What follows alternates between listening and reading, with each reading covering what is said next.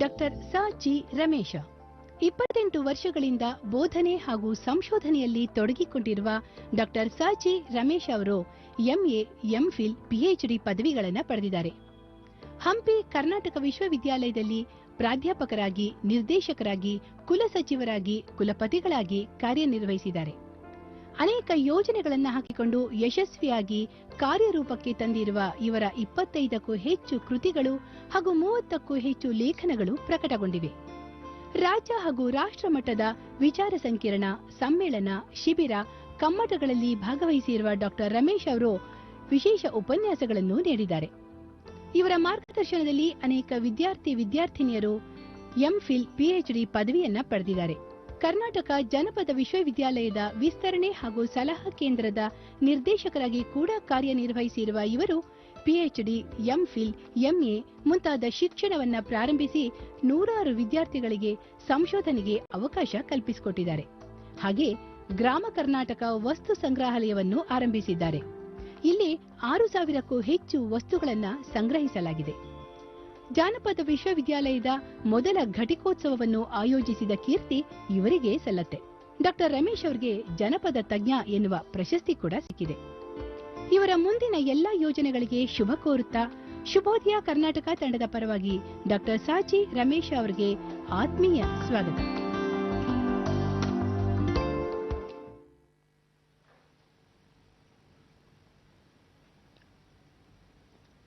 ಹಾಗಾದ್ರೆ ತಡ ಮಾಡದೆ ಅವರನ್ನ ವೆಲ್ಕಮ್ ಮಾಡೋಣ ಅಲ್ಲ.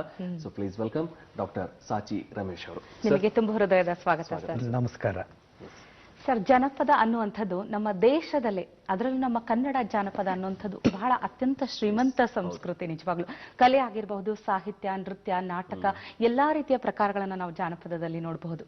ಜಾನಪದ ತಜ್ಞರಾಗಿ ಕೂತಿದ್ದೀರಿ ನೀವು. ಯಾವ ರೀತಿ ಈ ಜಾನಪದದ ಆಸಕ್ತಿ ನಿಮ್ಮಲ್ಲಿ ಮೂಡಿಬಂತ? ಈಗ ಮೊದಲಿಗೆ ನಾನು ನನ್ನ ತಂದೆ ತಾಯಿಗಳನ್ನು ನೆನೆಸ್ಕೊಳ್ತಾ ಇದ್ದೀನಿ. ಆಮೇಲೆ 6.5 ಕೋಟಿ ಕನ್ನಡಿಗರಿಗೆ ನಮಸ್ಕಾರ ತಿಳಿಸ್ತಾ ಇರತಕ್ಕಂಥ ಸಂದರ್ಭ.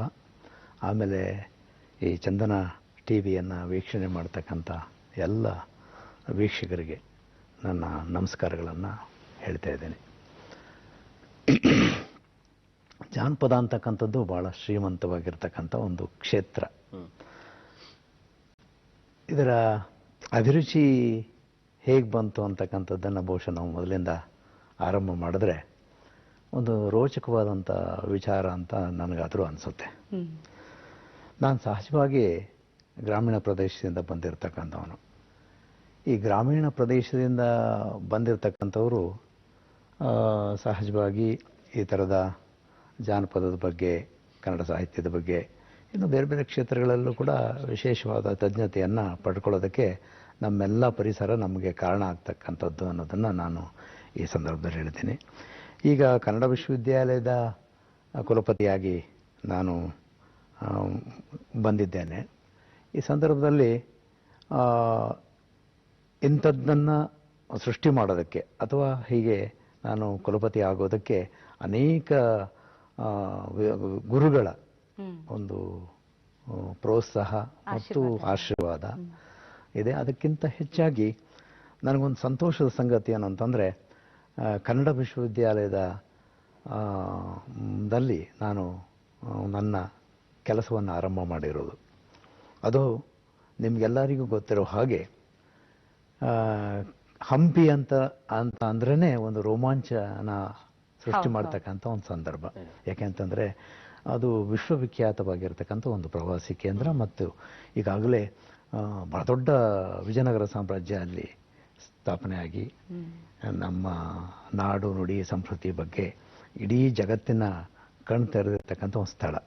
ಆ ಸ್ಥಳದ ಕ್ಷೇತ್ರಾಧಿಕಾರಿ ಅಥವಾ ನಾವೆಲ್ಲ ನಂಬಿರ್ತಕ್ಕಂಥ, ನಮಗೆಲ್ಲ ಜಗತ್ತಿಗೆ ಒಳ್ಳೇದು ಮಾಡತಕ್ಕಂಥ, ಈಗಲೂ ಮಾಡ್ತಾ ಇರುವ ದೈವ ಪಂಪ ವಿರೂಪಾಕ್ಷ. ಕಲಬುರಗಿಯವರು ಒಂದು ಮಾತು ಹೇಳಿದರು.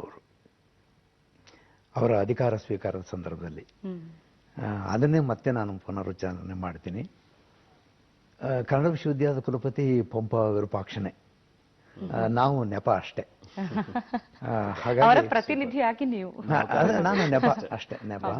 ಹಾಗಾಗಿ ನನಗೆ ನಂಬಿಕೆಯಲ್ಲಿ ತುಂಬಾ, ನಾನು ನಂಬಿಕೆಯನ್ನು ತುಂಬಾ ನಂಬ್ತೀನಿ. ಮತ್ತೊಮ್ಮೆ ಶುಭೋದಯ ಕರ್ನಾಟಕ ಕಾರ್ಯಕ್ರಮಕ್ಕೆ ಸ್ವಾಗತ. ನಮ್ಮ ಜೊತೆ ಹಂಪಿ ವಿಶ್ವವಿದ್ಯಾಲಯದ ಕುಲಪತಿಗಳಾದ ಪ್ರೊಫೆಸರ್ ರಮೇಶ್ ಅವರಿದ್ದಾರೆ. ರಮೇಶ್ ಸರ್, ನಿಜಕ್ಕೂ ಒಂದು ಭವಿಷ್ಯದ ಕಟ್ಟಡ ನಿರ್ಮಾಣ ಆಗಬೇಕು ಅಂದ್ರೆ ಬಾಲ್ಯ ಅನ್ನುವಂತಹ ಭದ್ರ ಬುನಾದಿ ಇರಲೇಬೇಕಂತೆ. ಅಲ್ಲಿ ನಿಮ್ಮ ಬಾಲ್ಯ ಯಾವ ರೀತಿ ಇತ್ತು, ಯಾವ ರೀತಿ ನಿಮಗೆ ತಳಪಾಯವನ್ನು ಒದಗಿಸ್ಕೊಡ್ತು ಅಂತ ಹೇಳ್ತೇವೆ? ಮೊದಲಿಗೆ ಬಹುಶಃ ಎಲ್ಲರಿಗೂ ಆ ಮಾರ್ಗದರ್ಶಕರು ಮತ್ತು ಏನು ಆಶೀರ್ವಾದ ಮಾಡೋರು ಅಂತಂದರೆ ಅವರವರ ತಂದೆ ತಾಯಿಗಳು. ಹಾಗಾಗಿ ನನ್ನ ಬದುಕಿನಲ್ಲಿ ನನಗೆ ಮಹಾ ಮಾರ್ಗದರ್ಶಕರು ಮತ್ತು ಆದರ್ಶಪ್ರಾಯ ವ್ಯಕ್ತಿಗಳು ಅಂತಂದರೆ ನನ್ನ ತಂದೆ ತಾಯಿಗಳು. ಯಾಕೆಂತಂದರೆ ಗ್ರಾಮೀಣ ಪ್ರದೇಶದಲ್ಲಿ ನಾವೆಲ್ಲ ಹುಟ್ಟು ಬಂದವರು. ನನ್ನೂರು ತೀರ್ಥಹಳ್ಳಿಯಿಂದ ಒಂದು 6 ಕಿಲೋಮೀಟರ್ ದೂರದಲ್ಲಿರ್ತಕ್ಕಂಥ ಒಂದು ಊರು. ಸಹಜವಾಗಿ ತೀರ್ಥಹಳ್ಳಿ ಅಂದ ತಕ್ಷಣಕ್ಕೆ ಸಾಂಸ್ಕೃತಿಕವಾಗಿ ಮತ್ತು ರಾಜಕೀಯವಾಗಿ ಭಾಳ ಹೆಸರನ್ನು ಮಾಡಿರ್ತಕ್ಕಂಥದ್ದು, ಕನ್ನಡ ನಾಡಿಗೆ ಪರಿಚಯ ಇರತಕ್ಕಂಥ ಊರು. ಹೇಗೆ ಅಂತಂದರೆ ಮಹಾಕವಿ ಕುವೆಂಪು ಅವರು, ಆಮೇಲೆ ಹಾಮನಾಯಕರು, ಆಮೇಲೆ ಯು ಆರ್ ಅನಂತಮೂರ್ತಿ, ಇನ್ನು ಹೀಗೆ ಅಂಬಳಿಕೆ ಹಿರಿಯಣ್ಣ. ಅದ್ರ ಜೊತೆಗೆ ಪ್ರಕೃತಿಯ ತುಂಬ ಅದು ಪ್ರಕೃತಿಯ ಸೊಬಗು ಅಂತಂದರೆ ನಾನು ಇವತ್ತು ಕೂಡ ನಾನು ಈ ಕ್ಷಣದಲ್ಲಿ ಮಾತಾಡ್ತಾ ಇದ್ದೀನಿ ಅಂತಂದ್ರೆ ನನ್ನ ಊರಲ್ಲಿ ನಾನಿದ್ದೇನೆ. ನನ್ನ ಊರಿನ ಕಾಡಿನ ಜೊತೆಗೆ, ಹೊಳೆ ಹಳ್ಳಗಳ ಜೊತೆಗೆ, ಕೆರೆಗಳ ಜೊತೆಗೆ, ಅಲ್ಲಿಯ ಪ್ರಾಣಿ ಪಕ್ಷಿಗಳ ಜೊತೆಗೆ ನನ್ನ ನಿಜವಾಗ್ಲೂ ನನ್ನನ್ನು ಬೆಳೆಸಿದ್ದೇ ಬಹುಶಃ ನನಗೆ ನನ್ನ ಊರು, ನನ್ನ ಮಲೆನಾಡಿನ ಪರಿಸರ. ಹಾಗೆ ನನ್ನನ್ನು ಪಾಲನೆ ಪೋಷಣೆ ಮತ್ತು ನನ್ನ ಇಷ್ಟು ದೊಡ್ಡಕ್ಕೆ ಎತ್ತರಕ್ಕೆ ಏರಿಸಿದ್ದು ನನ್ನ ಕನ್ನಡ ವಿಶ್ವವಿದ್ಯಾಲಯ ಮತ್ತು ಶರಣರ ನಾಡೋದು. ಹಾಗಾಗಿ ನನ್ನನ್ನು ತುಂಬ ದೊಡ್ಡದಾಗಿ ಬೆಳೆಸಿದೆ. ಆಲೋಚನೆ ಮಾಡತಕ್ಕಂಥ ಶಕ್ತಿಯನ್ನು ಕೊಟ್ಟಿದ್ದು ಆ ನಾಡು. ಹಾಗಾಗಿ ನಾನು ಎರಡೂ ನಾಡಿನ ಇದನ್ನು ತೆಗೆದುಕೊಂಡು ಬೆಳೆದಿದ್ದೇನೆ. ನಾನು ನನ್ನ ಬಾಲ್ಯದ ಜೀವನಗಳನ್ನು ನೆನಪು ಮಾಡ್ಕೊಳ್ಳೋದಾದರೆ, ನಮ್ಮದೊಂದು ಭಾಳ ಸುಖಿ ಕುಟುಂಬ. ನಾವೇನು ಭಾಳ ದೊಡ್ಡ ಶ್ರೀಮಂತರೇನಲ್ಲ, ನಾವೇನು ಬಡತನವೂ ಇರಲಿಲ್ಲ. ನನಗಂತೂ ಯಾವ ಬಿಸಿಯೂ ನನಗೆ ತಟ್ಟಿಲ್ಲ. ಯಾಕಂದರೆ ಸತ್ಯವನ್ನೇ ಹೇಳಬೇಕು, ಭಾಳ ಚಿಕ್ಕ ಕುಟುಂಬ, ರೈತರು ನಾವು. ನಮ್ಮ ತಂದೆ ತಾಯಿ ನಿರಕ್ಷರ ಕುಕ್ಷಿ ಅವರು ಅಂದರೆ ಅವರಿಗೆ ನಮ್ಮ ವಿದ್ಯೆ ಇರಲಿಲ್ಲ ಅಷ್ಟೇ ಹೊರತು ಅದು ತುಂಬ ಪಂಡಿತರು, ತುಂಬ ದೊಡ್ಡ ಪಂಡಿತರು. ಬಹುಶಃ ನನ್ನನ್ನು ಬೆಳೆಸೋದಕ್ಕೆ ಬಹುಶಃ ನನ್ನ ತಂದೆ ಮತ್ತು ನನ್ನ ತಾಯಿನೇ ಕಾರಣ ಅದಕ್ಕೆ. ಯಾಕಂದ್ರೆ ನೋಡಿ, ನನ್ನ ಕುವೆಂಪು ಅವ್ರು ಹೇಳ್ದಂಗೆ ಮಲೆನಾಡು ಅಂತ ಅಂದರೆ ಒಂದು ಊರಿಗೆ ಒಂದೇ ಮನೆ. ನಮ್ಮದು ಮಲೆನಾಡಿನ ಸ್ವಲ್ಪ ದೊಡ್ಡ ಊರು ಅಂತ ನಾನು ಹೇಳ್ಬೋದು. ಯಾಕಂತಂದರೆ ನಮ್ಮೂರಲ್ಲಿ ಸುಮಾರು ಆಗ ಒಂದು 40 ಮನೆಗಳು ಇರ್ತಕ್ಕಂಥ ಒಂದು ಊರು. ಅಂಥ ಊರಲ್ಲಿ ಎಲ್ಲರೂ ವ್ಯವಸಾಯ ಮಾಡ್ತಕ್ಕಂಥ ಸಂದರ್ಭ. ಎಲ್ಲರೂ ವ್ಯವಸಾಯ ಮಾಡ್ತಾಯಿದ್ರು. ಭಾಳ ಜನ, ನನ್ನವರೆಗೆಯ ಅನೇಕ ಜನ ವ್ಯವಸಾಯ ಮಾಡ್ತಾನೇ ಇದ್ದಾರೆ. ಯಾರೂ ಬಹುಶಃ ಭಾಳ ಬೆರಳೆಣಿಕೆಯಷ್ಟು ಜನ ಮಾತ್ರ ಈ ಥರದ ಒಂದು ಬದಲಾವಣೆ ಅಂತಂದ್ರೆ ಹೌದೌದು ಬೇರೆ ಕ್ಷೇತ್ರಕ್ಕೆ ಬಂದರು. ಕೃಷಿ ಕ್ಷೇತ್ರದಲ್ಲಿದ್ದವರು ತುಂಬ ಜನ. ಅಂಥದ್ರಲ್ಲಿ ನಾವು ಕೃಷಿ ಕ್ಷೇತ್ರವನ್ನು ಬಿಟ್ಟು ಮತ್ತೊಂದು ಕ್ಷೇತ್ರಕ್ಕೆ ಪ್ರವೇಶ ಮಾಡೋದಕ್ಕೆ ನಮ್ಮ ಚಿಕ್ಕ ಬಾಲ್ಯದ ದಿನಗಳಲ್ಲಿ ನಮಗೆ ಪ್ರೋತ್ಸಾಹ ಮಾಡೋರು ಬಹಳ ಮುಖ್ಯ ಆಗ್ತದೆ. ಇಲ್ಲ ಅಂತಂದ್ರೆ ನಾನು ಒಬ್ಬ ಕೃಷಿಕನಾಗಿ ನಾನು ಊರಲ್ಲಿ ಇರ್ತಿದ್ದೆ. ಬಟ್ ಕೃಷಿಯಲ್ಲೂ ನಾವೇನಾದ್ರೂ ಹೆಸರು ಪಡೆಯುವುದು, ಕೃಷಿ ಏನು ಕಡಿಮೆ ಅಂತೂ ಖಂಡಿತ ಅಲ್ಲ, ದೊಡ್ಡದು. ಇಡೀ ದೇಶಕ್ಕೆ, ಇಡೀ ಸಮಸ್ತ ಜೀವಕೋಟಿಗೆ ಅನ್ನವನ್ನು ನೀಡ್ತಕ್ಕಂಥ ಕೆಲಸವನ್ನ ಕೃಷಿ ಕ್ಷೇತ್ರ ಮಾಡ್ತಾರೆ. ನನಗೆ ಅವ್ರ ಬಗ್ಗೆ ಅಪಾರವಾದ ಪ್ರೀತಿ ಇದೆ. ನನಗೆ ಆರಂಭದ ಬಾಲ್ಯದ ದಿನಗಳಲ್ಲಿ ನನಗೆ ಆಟ ಪಾಠ ಪಠ್ಯೇತರ ಚಟುವಟಿಕೆಗಳಲ್ಲಿ ತುಂಬ ತುಂಬ ತುಂಬ ಇಷ್ಟದ ದಿನಗಳು. ನಾನು ಬಹುಶಃ ಮನೆಯಲ್ಲಿ ಇರೋದಕ್ಕಿಂತ ಕಾಡಿನಲ್ಲಿ, ಬಯಲಿನಲ್ಲಿ, ಹೊಳೆಯಲ್ಲಿ, ಹಳ್ಳದಲ್ಲಿದ್ದಿದ್ದೇ ಜಾಸ್ತಿ. ನಂಗೆ ತುಂಬ ಇಷ್ಟ. ಆವಾಗೆಲ್ಲ ವ್ಯವಸಾಯದ ಕೆಲಸದಲ್ಲಿ ಒಂದು ಸಣ್ಣ ಪುಟ್ಟ ಕೆಲಸ ಮಾಡೋದಕ್ಕೆ ನಮ್ಮ ತಂದೆ ತಾಯಿ, ಅಣ್ಣ ತಂಗಿ, ತಮ್ಮ ಅಲ್ಲ ಅಣ್ಣ, ಇವರೆಲ್ಲ ಕರಿತಾ ಇದ್ರು. ಆವಾಗ ನಂಗೆ ಭಾಳ ತುಂಬ ಬೇಸರ ಆಗ್ತಿತ್ತು. ಯಾಕೆ ಬೇಸರ ಆಗ್ತಿತ್ತು ಅಂದರೆ, ನಾನು ತುಂಬ ಆಟ ಆಡಬೇಕು, ನಾನು ಗೆಳೆಯರ ಜೊತೆಗೆ ಮತ್ತು ಆಮೇಲೆ ಅನೇಕ ಮರ ಹತ್ತಬೇಕು, ಹಣ್ಣು ತಿನ್ನಬೇಕು. ಕಾಡಿನ ಹಣ್ಣುಗಳು ಏನು ಸಮೃದ್ಧಿ. ನಾವೆಲ್ಲ ಈ ಹಣ್ಣು ಪೇಟೆಯಲ್ಲಿ ತಿಂತೀವಲ್ಲ, ಆ ರುಚಿ, ಅದರ ಸೊಗಸು, ನಾನು ನಿಜವಾಗ್ಲೂ ಸತ್ಯ ಹೇಳ್ತೀನಿ, ನಾನು ಆಸ್ಪತ್ರೆಗೆ ಹೋಗಿ ಮಾತ್ರೆಗಳನ್ನು ತೆಗೆದುಕೊಂಡವನು ಮನುಷ್ಯನೇ ಅಲ್ಲ. ಯಾವುದೋ ಒಂದು ಸಂದರ್ಭದಲ್ಲಿ ಸಣ್ಣ ಪುಟ್ಟ ವಿಚಾರದಲ್ಲಿ ಹಾಗೆ ಆಸ್ಪತ್ರೆಗೆ ಸೇರಿದವನಾದರೂ ನನ್ನ ಬದುಕಿನಲ್ಲಿ ನಾನು ಯಾವತ್ತೂ ಕೂಡ, ಯಾಕೆಂದ್ರೆ ಅದಕ್ಕೆ ಕಾರಣ ಏನು ಅಂತಂದ್ರೆ ನಾನು ಬೆಳೆದ ಪರಿಸರ ಮಲೆನಾಡಿನಲ್ಲಿ ಬೆಳೆದಿದ್ದೇನೆ. ಆ ಕಾಲಕ್ಕೆ ಏನೇನು ಆಹಾರ ಪದಾರ್ಥಗಳು ಸಿಗ್ತದೆ. ಸಣ್ಣ ಉದಾಹರಣೆ ಹೇಳ್ತೀನಿ. ಮಳೆಗಾಲದಲ್ಲಿ ಬಿದಿರಿನ ಒಂದು ಮೊಳಕೆ ಕಳಲೆ ಅಂತ ಕರೀತಾರೆ. ಬಹುಶಃ ಪ್ರತಿಯೊಂದು ಆಹಾರ ಪದಾರ್ಥಗಳಿಗೂ ನಮ್ಮ ಪೂರ್ವಿಕರು ನಮ್ಗೆಲ್ಲ ಸಿದ್ಧ ಮಾಡಿ ಕೊಟ್ಬಿಟ್ಟಿದ್ದಾರೆ. ನಮ್ಮ ಆರೋಗ್ಯಕ್ಕೆ ಇಂಥದೇ ಆಹಾರ ಇಂಥ ದಿನ ತಿನ್ಬೇಕು ಅಂತ ಎಲ್ಲಾರು ಎಲ್ಲ ಸಂದರ್ಭದಲ್ಲಿ ತಿನ್ನೋದಕ್ಕೆ ಸಾಧ್ಯನೇ ಇಲ್ಲ, ತಿನ್ನಕೂಡುದು. ಹಾಗಾಗಿ ಅದಕ್ಕಾಗಿ ಆ ಒಂದು ಷರತ್ತಿನ ಮೇಲೆ ನಮ್ಮ ಹಬ್ಬಗಳು, ಆಚರಣೆಗಳು, ಹರಕೆಗಳೆಲ್ಲವೂ ಬಂದಿವೆ. ನಿಜ. ನೀವು ಗೋಕುಲಾಷ್ಟಮಿಯಲ್ಲಿ ಮಾಡುವ ಹಬ್ಬದ ಅಡಿಗೆಗೂ, ಯುಗಾದಿಯಲ್ಲಿ ಮಾಡುವ ಹಬ್ಬದ ಅಡಿಗೆಗೂ, ಆಮೇಲೆ ಇನ್ಯಾವುದೋ ದೀಪಾವಳಿಯಲ್ಲಿ ಮಾಡುವ ಅಡಿಗೆಗೂ, ಗಣೇಶನ ಹಬ್ಬದಲ್ಲಿ ಮಾಡುವ ಅಡಿಗೆಗಳು ಎಲ್ಲವೂ ನೀವು ಸುಮ್ಮನೆ ಆಲೋಚನೆ ಮಾಡ್ತಾ ಬಂದ್ರೆ ಇವೆಲ್ಲವೂ ಅಲಿಖಿತ ಶಾಸನಗಳು. ಆದ್ರೆ ಎಲ್ಲವೂ ಕೂಡ ಮನುಷ್ಯರ, ಪ್ರಾಣಿಗಳ ಕಲ್ಯಾಣಕ್ಕೋಸ್ಕರ ನಮ್ಮ ಪೂರ್ವಿಕರು ನಮಗಾಗಿ ಮಾಡಿಟ್ಟಿದ್ದಾರೆ. ಅವ್ರನ್ನ ನಾವು ಖಂಡಿತವಾಗೂ ನೆನಪಿಸ್ಕೊಳ್ಬೇಕು. ದೊಡ್ಡ ಪಂಡಿತರು ಅವರೆಲ್ಲ, ದೊಡ್ಡ ಪಂಡಿತರು, ನಮ್ಗಿಂತ ದೊಡ್ಡ ಪಂಡಿತರು, ಅನುಭವಶಾಲಿಗಳು. ನೋಡಿ, ನಾವು ವ್ಯಕ್ತಿಗಳು ಚಿಕ್ಕಂದಿನಿಂದ ಇಲ್ಲಿವರೆಗೂ ಬೆಳೆದು ಬರುವಾಗ ನಮ್ಗೆ ಅನ್ಸುತ್ತೆ, ಈಗ ನಾನು ಈ ಜಾಗದಲ್ಲಿ ಕೂತಾಗ ನನ್ಗಿಂತ ಚಿಕ್ಕವರು ಬಂದಾಗ ಅವ್ರಿಗಿನ್ನೂ ಅನುಭವ ಕಡಿಮೆ ಇರ್ತದೆ. ನಿಜ, ಹೌದು. ನಾನು ಅನೇಕ ಅನುಭವಗಳನ್ನು ಅನುಭವಿಸಿ ಬಂದಿದ್ದೇನೆ. ರಸ್ತೆಯನ್ನು ಹೇಗೆ ದಾಟಬೇಕು, ಅಥವಾ ಮಳೆಗಾಲದಲ್ಲಿ ನಾವು ಹೇಗೆ ಪೂರ್ವ ಸಿದ್ಧತೆಯನ್ನು ಮಾಡ್ಕೋಬೇಕು, ಅಥವಾ ಯಾವುದೋ ಒಂದು ಕಟ್ಟಡವನ್ನು ಮಾಡ್ತಾ ಇರ್ತಕ್ಕಂಥ ಸಂದರ್ಭದಲ್ಲಿ ಹೇಗೆ ನಾವು ಅಲ್ಲೆಲ್ಲ ಓಡಾಡಬೇಕು, ಯಾವ ಪಕ್ಷಿ, ಯಾವ ಪ್ರಾಣಿ ಯಾವುದಕ್ಕೋಸ್ಕರ ಇಲ್ಲಿ ಬಂದಿದೆ ಈ ಜಗತ್ತಿಗೆ, ಅಥವಾ ಇಡೀ ಸಕಲ ಜೀವರಾಶಿ ಯಾವುದು ಸುಮ್ಮನೆ ಖಂಡಿತವಾಗಿಯೂ ಬಂದಿಲ್ಲ. ಎಲ್ಲವೂ ಒಂದೊಂದು ಪಾತ್ರವನ್ನ ಮತ್ತು ಈ ಜಗತ್ತಿಗೆ ಏನೆಲ್ಲ ಕೊಡುಗೆಗಳನ್ನು ಕೊಡೋದಕ್ಕೆ ಅದು ಅದರ ಪಾತ್ರಕ್ಕೆ ಬಂದಿದೆ ಇಲ್ಲಿಗೆ. ಇಲ್ಲಿ ಯಾವುದು ಕೂಡ ಏನು ಕಡಿಮೆಯೂ ಅಲ್ಲ, ಯಾವುದು ಹೆಚ್ಚಲ್ಲ. ಕುವೆಂಪು ಅವರು ಹೇಳಿದ ಹಾಗೆ ಏನು, ಇಲ್ಲಿ ಯಾವುದೂ ಮುಖ್ಯವೂ ಅಲ್ಲ, ಯಾವುದು ಅಮುಖ್ಯವೂ ಅಲ್ಲ, ಎಲ್ಲವೂ ಮುಖ್ಯ. ಮತ್ತೆ ನೀರೆಲ್ಲವೂ ತೀರ್ಥ ಅಂತ ಅವ್ರು ಹೇಳ್ತಾರೆ. ಅಂದ್ರೆ ಜಗತ್ತಿನ ಸೃಷ್ಟಿಗೆ ಕಾರಣವಾಗಿರ್ತಕ್ಕಂಥದ್ದು ಅಂದ್ರೆ ಪಂಚಭೂತಗಳಲ್ಲಿ ಒಂದಾಗಿರ್ತಕ್ಕಂಥ ಜಲ. ಹಾಗಾಗಿ ಇದರ ಎಲ್ಲಾ ಮಹತ್ವಗಳನ್ನು ಅದ್ರ ಬಾಲ್ಯದಲ್ಲಿ ನಾನು ಬಹಳಷ್ಟು ನಿಮಗೆ ಹೇಳ್ತಾ ಬಂದೆ. ನನ್ನ ಬಾಲ್ಯ ಹೇಗೆ. ನೀವು ರೈತ ಕುಟುಂಬದಿಂದ ಬಂದಂತವರು ಅಂತ ಹೇಳಿದ್ರೆ, ಕೃಷಿಯಿಂದ ಕನ್ನಡ, ಕನ್ನಡದಿಂದ ಜಾನಪದ, ಪ್ರತಿಯೊಬ್ಬರ ಬದುಕಿನಲ್ಲಿ ಒಂದು ಟರ್ನಿಂಗ್ ಪಾಯಿಂಟ್ ಅನ್ನೋದಿರುತ್ತೆ. ಸೊ ನಿಮ್ಮ ಆ ಒಂದು ಕ್ಷಣ ಆಗಿರ್ಬೋದು, ಯಾವ ಒಂದು ನಿರ್ಧಾರ ಆಗಿರ್ಬೋದು, ನಿಮ್ಮ ಬದುಕಿನ ದಿಕ್ಕನ್ನೇ ಬದಲಾಯಿಸಿರುವಂತದ್ದು. ಕ್ಷೇತ್ರ ಆಯ್ಕೆ ಮಾಡ್ಕೋಬೇಕು ಅಂತ ಬಂದಾಗ ಇದು ಬಹಳ ಒಳ್ಳೆಯ ಪ್ರಶ್ನೆ ಮತ್ತು ನನಗೆ ತುಂಬಾ ನನ್ನನ್ನು ಬದಲಿಸಿದ ಒಂದು, ನಿಮಗೆ ಇದನ್ನು ಹೇಳ್ತೀನಿ.